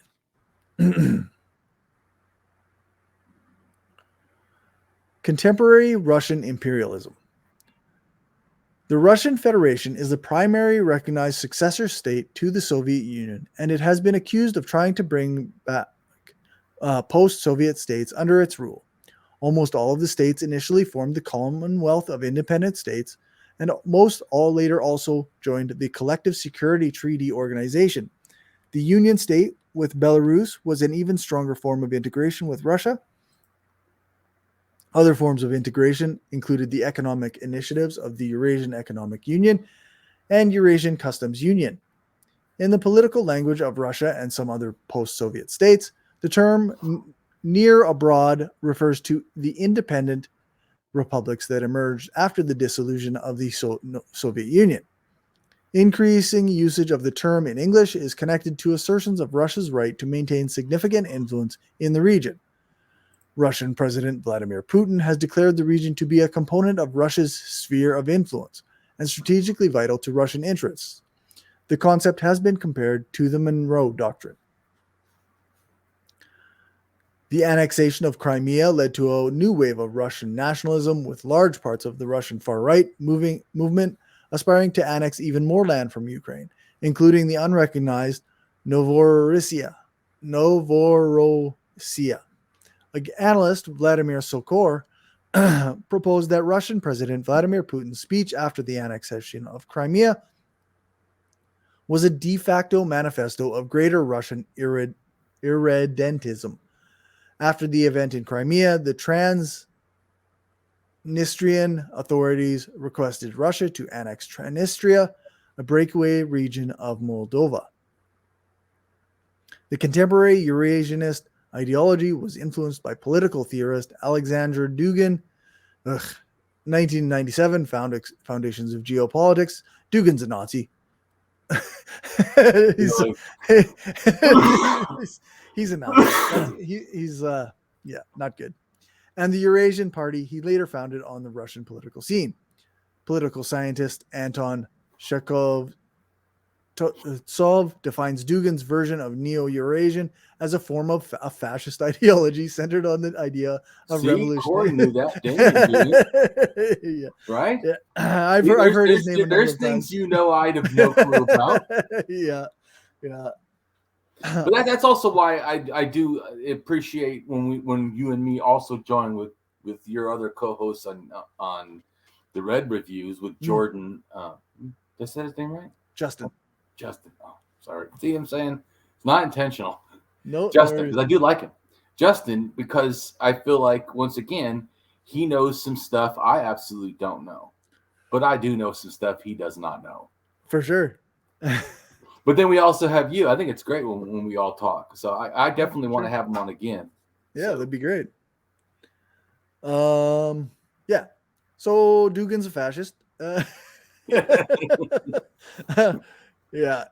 He's his ideology centered on the idea of revolutionizing the Russian society and building a totalitarian, Russian-dominated Eurasian empire that would challenge and eventually defeat its eternal adversary represented by the United States and its Atlanticist allies, thus bringing about a new golden age of global political and cultural illiberalism.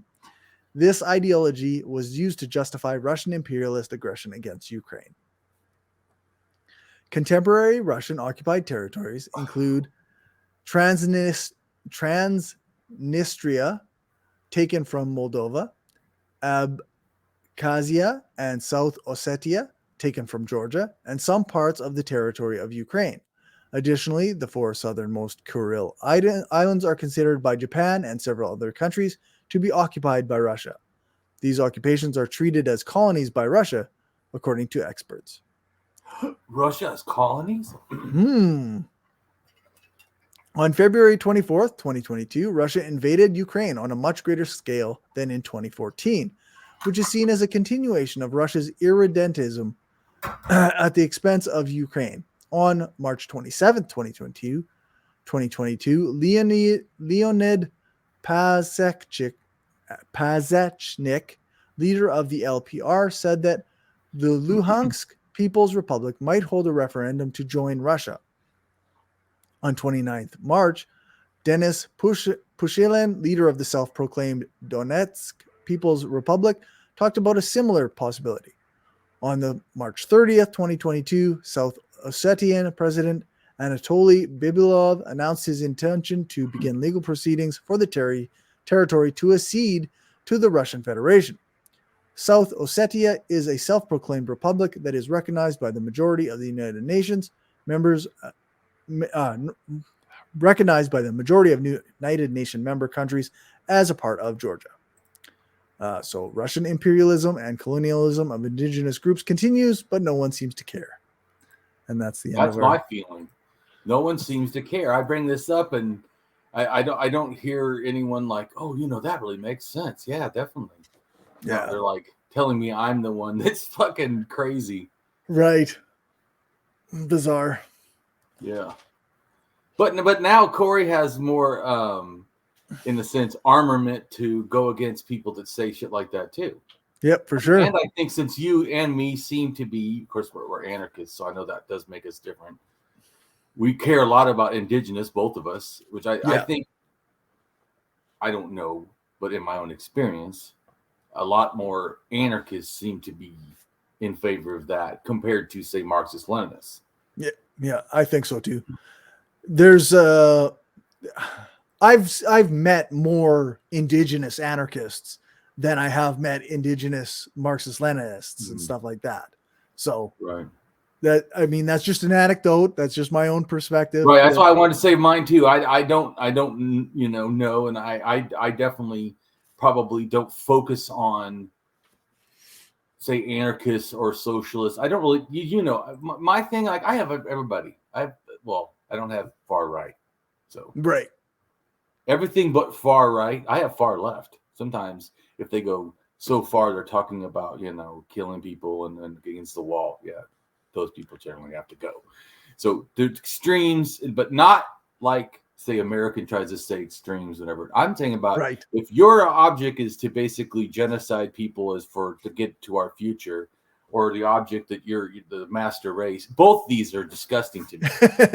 Yeah, that's right. So yeah, period. That's right. Duh. Yeah, I find like this is a good background. I think like a lot of people are gonna not have the information or knowledge about this, so it'll be good if this gets fairly widespread so that people can see like, hey, yeah, like Russia is a colonizer. They are imperialist, and it's hard to argue against once you have all the facts in line, right? Like. And this is the point.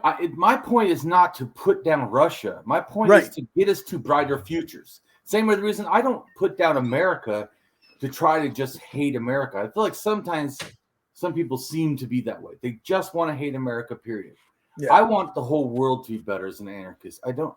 So all these state, bullshit is all toxic. Yeah. And I don't I don't want it to be fixed. I want it to be removed. Yeah. So, yeah. It's like saying I want a good bigotry. There isn't such a thing. Right. Yeah, that's right. Doesn't work that way. No. Thinking back on Alexander Dugin, I believe that his like ideology, I didn't see it named in there, but you'll often hear people refer to Nazballs, which is like National Bolshevism. I didn't know that. Yeah, so like it's basically a combination of fascism and Bolshevik kind of Marxist Leninist kind of ideas. Wow. So in other words, kind of like MAGA communism or something. Yeah, like MAGA communism, exactly. Other horseshit, or another in our anarchist thing, anarcho-capitalism. It's like a contradiction in terms, but yeah. But somehow I'm against hierarchy. But that's of course us addressing the value. Yeah, that's right. Not taxes, not state, not. Yeah, because all an anarcho-capitalist cares about is the state taxing businesses. They don't actually have any other thoughts. Well, yeah, I'm not going to go into all their, but I'm just saying that that's why to me I keep trying to address values.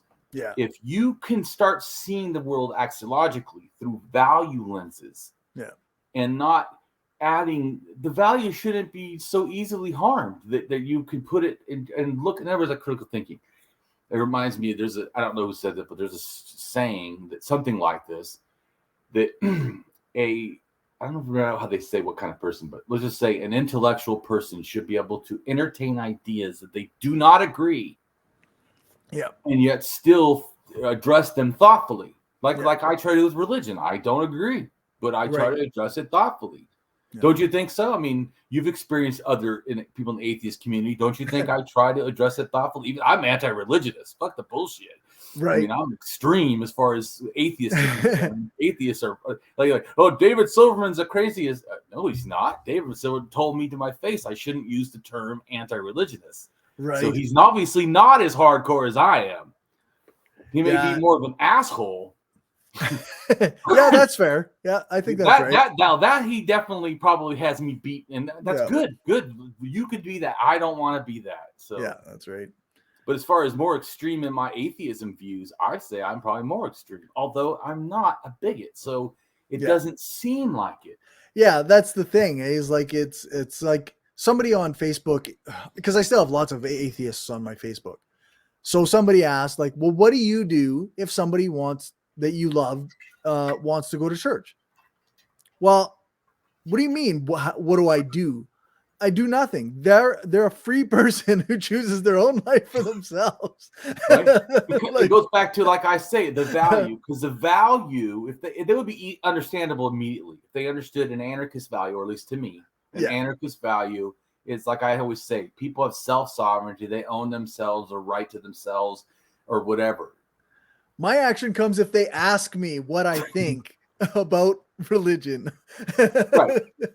Just like if they said, would you go to the funeral at church? I would go. If they said, let's just go to have fun, I would not go. Exactly. Me personally. Yeah. But that doesn't mean that if there's atheists, I knew this one atheist, he said he goes every Sunday because he likes meeting all his friends. Sure. Yeah, that's up to him. He became an atheist, didn't want to lose his friends. Yeah. So, I mean, that's his choice. And I don't think he's less of an atheist. This is ridiculousness. Yeah, no, that's right. It's very funny. It's amazing what stuff I have to clarify, but I obviously have to do this. Yeah, people obviously, without the extra level of clarification, they don't seem to get it.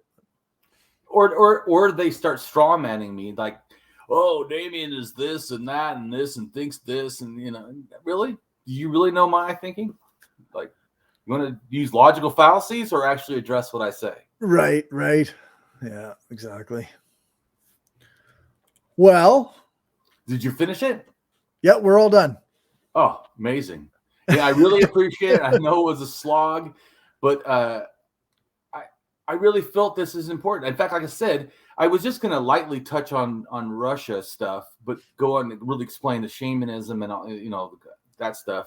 Right. But I realized with the backlash that I got just by showing like who the Slavs were or the people like coming at me, I'm like, wow, maybe I really need to address this more thoughtfully. Yeah, that's right. People need to really understand this, I guess. Yeah, and it's especially like I said, I can't control what people are going to do or believe, but I want to try to get the truth out. Yep. And I really feel like, to me, this is vitally important, especially for anarchists and socialists. We need to know this. Yeah, I agree. I feel so. I mean, everyone needs to know it, but yeah. Yeah, I think that we should be just as hard on Russia for what they did to indigenous people as we are on America or Canada. I mean, that's right. Nobody should be getting a fucking free ride that did this shit, including, once again, it's not like it's just in the past and now we can move on. Right. It's fucking now. Yeah, that's right. Yeah. So, well, and as even if an act of oppression isn't going on, they still are holding lands that belong to people that don't get to hold those lands anymore. So, right, they have no choice to even, like they said, the reindeer. It's just fucking ridiculous, man. Yeah, ridiculous. The Sami people in Russia, actually, most of the reindeer that they raise are not even theirs; they're owned by the Russian state. Right.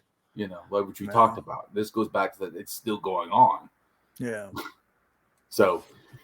Anyways, I feel like this is good, and we're going to address the next video. We're splitting up into two, even though I have just one blog in a sense.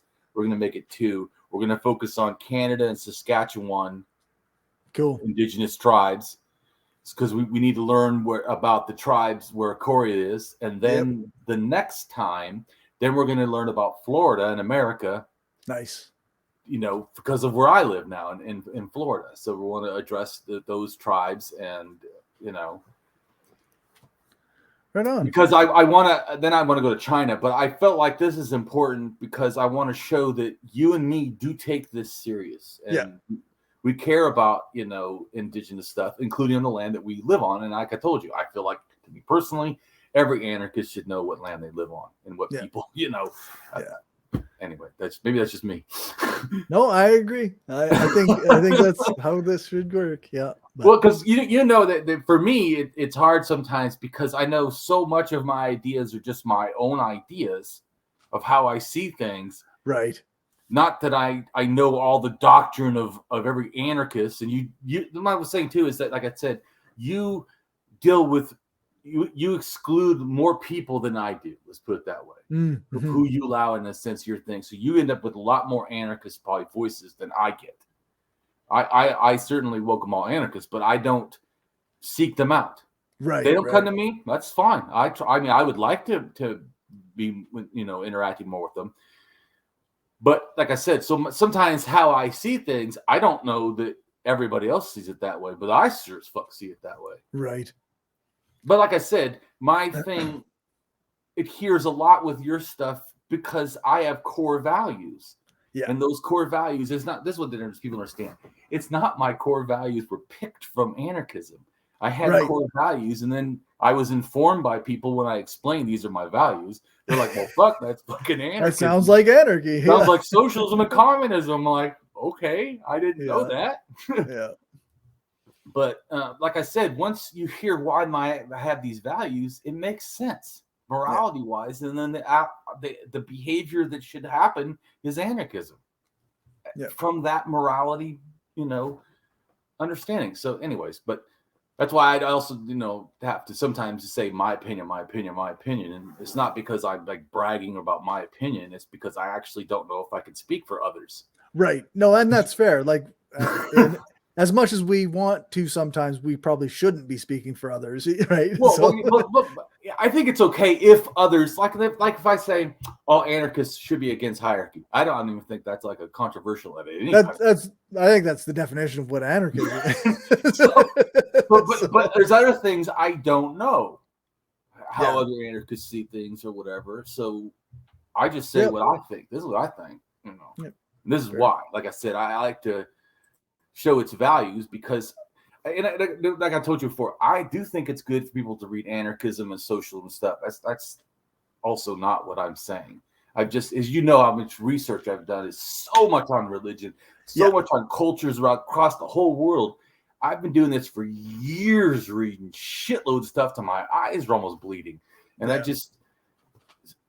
tired, man.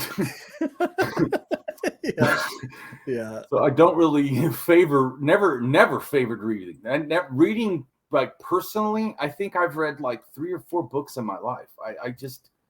But like I said, it's also the abuse and my background and being around, gang culture and stuff. They don't reading. You don't do that. You robbing more what I did, But anyways, but like I said, so I know it's hard because I don't want to like put down reading. Reading is good. I want people to understand that, and reading anarchism and stuff absolutely would be good. Yeah. And if I ever have time and do it, I'll have to listen to Cory's videos because it's better than me having to read. There you go. And I actually have listened to some of your videos, and they're good. I appreciate it. Speaking of which, could you go ahead and tell us about your channel and your stuff? You bet. It's the Skeptical Leftist podcast. It's on YouTube as the Skeptical Leftist. It's we're doing read reviews live on YouTube now Cool. because I haven't had time to do any editing because I've been working so many extra hours at work and whatnot since we moved. But I'm hoping to get on the ball with the editing thing now again. But I would say it would be better for you to put out stuff that's not edited if it's really good content than demanding you not put out videos because you're worried about editing. I was just saying, to me, better to get it out. To me, it's important, especially like I said. I feel like right now there's a push on the right to take over, not just America but other places too. I mean, the right and the bigotry that's going with it, the anti-LGBT stuff. I mean, that's crazy. Anti, black and people of color and anti-indigenous. It's like fucking So I feel like what I'm trying to say is, I know like you and my lives are both getting busy and hard, but it's still important in the end. Yeah, because it's not like everything we're in communist land or in anarchist land. Everything is wonderful. Everything seems pretty fucked, really. Yeah, that's right. It's getting more fucked. So I'm just making a comment. I do value what you do, and I do think it's important. Don't forget that right now we are in a sense at war with these fucking assholes always, but more so when human rights are being even more subjugated. For sure. I feel. Yeah, I agree. Well, everyone, thanks for listening, and check you later. Come on.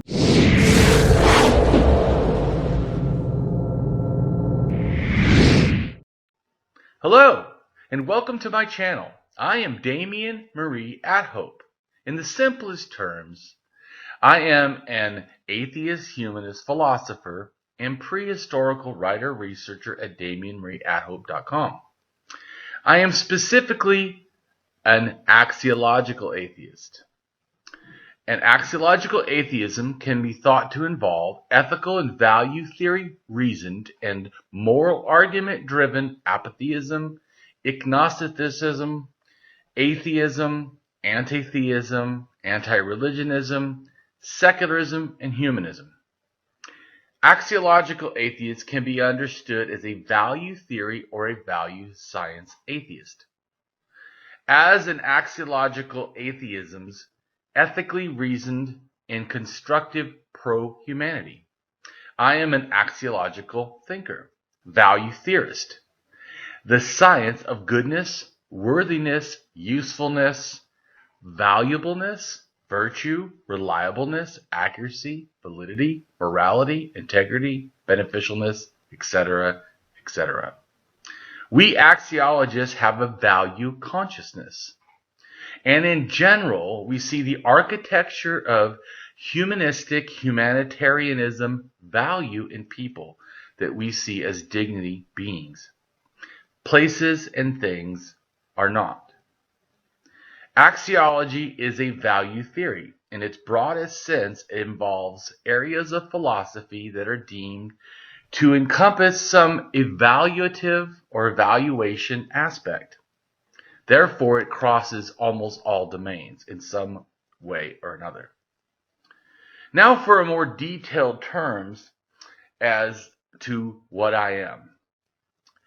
I am an axiological atheist, an anti-theist, an anti-religionist, secularist, humanist, rationalist, writer, artist, poet, philosopher, advocate, activist, with schooling in psychology, sociology, as well as I am an autodidact, self-taught in science, archaeology, anthropology, and philosophy.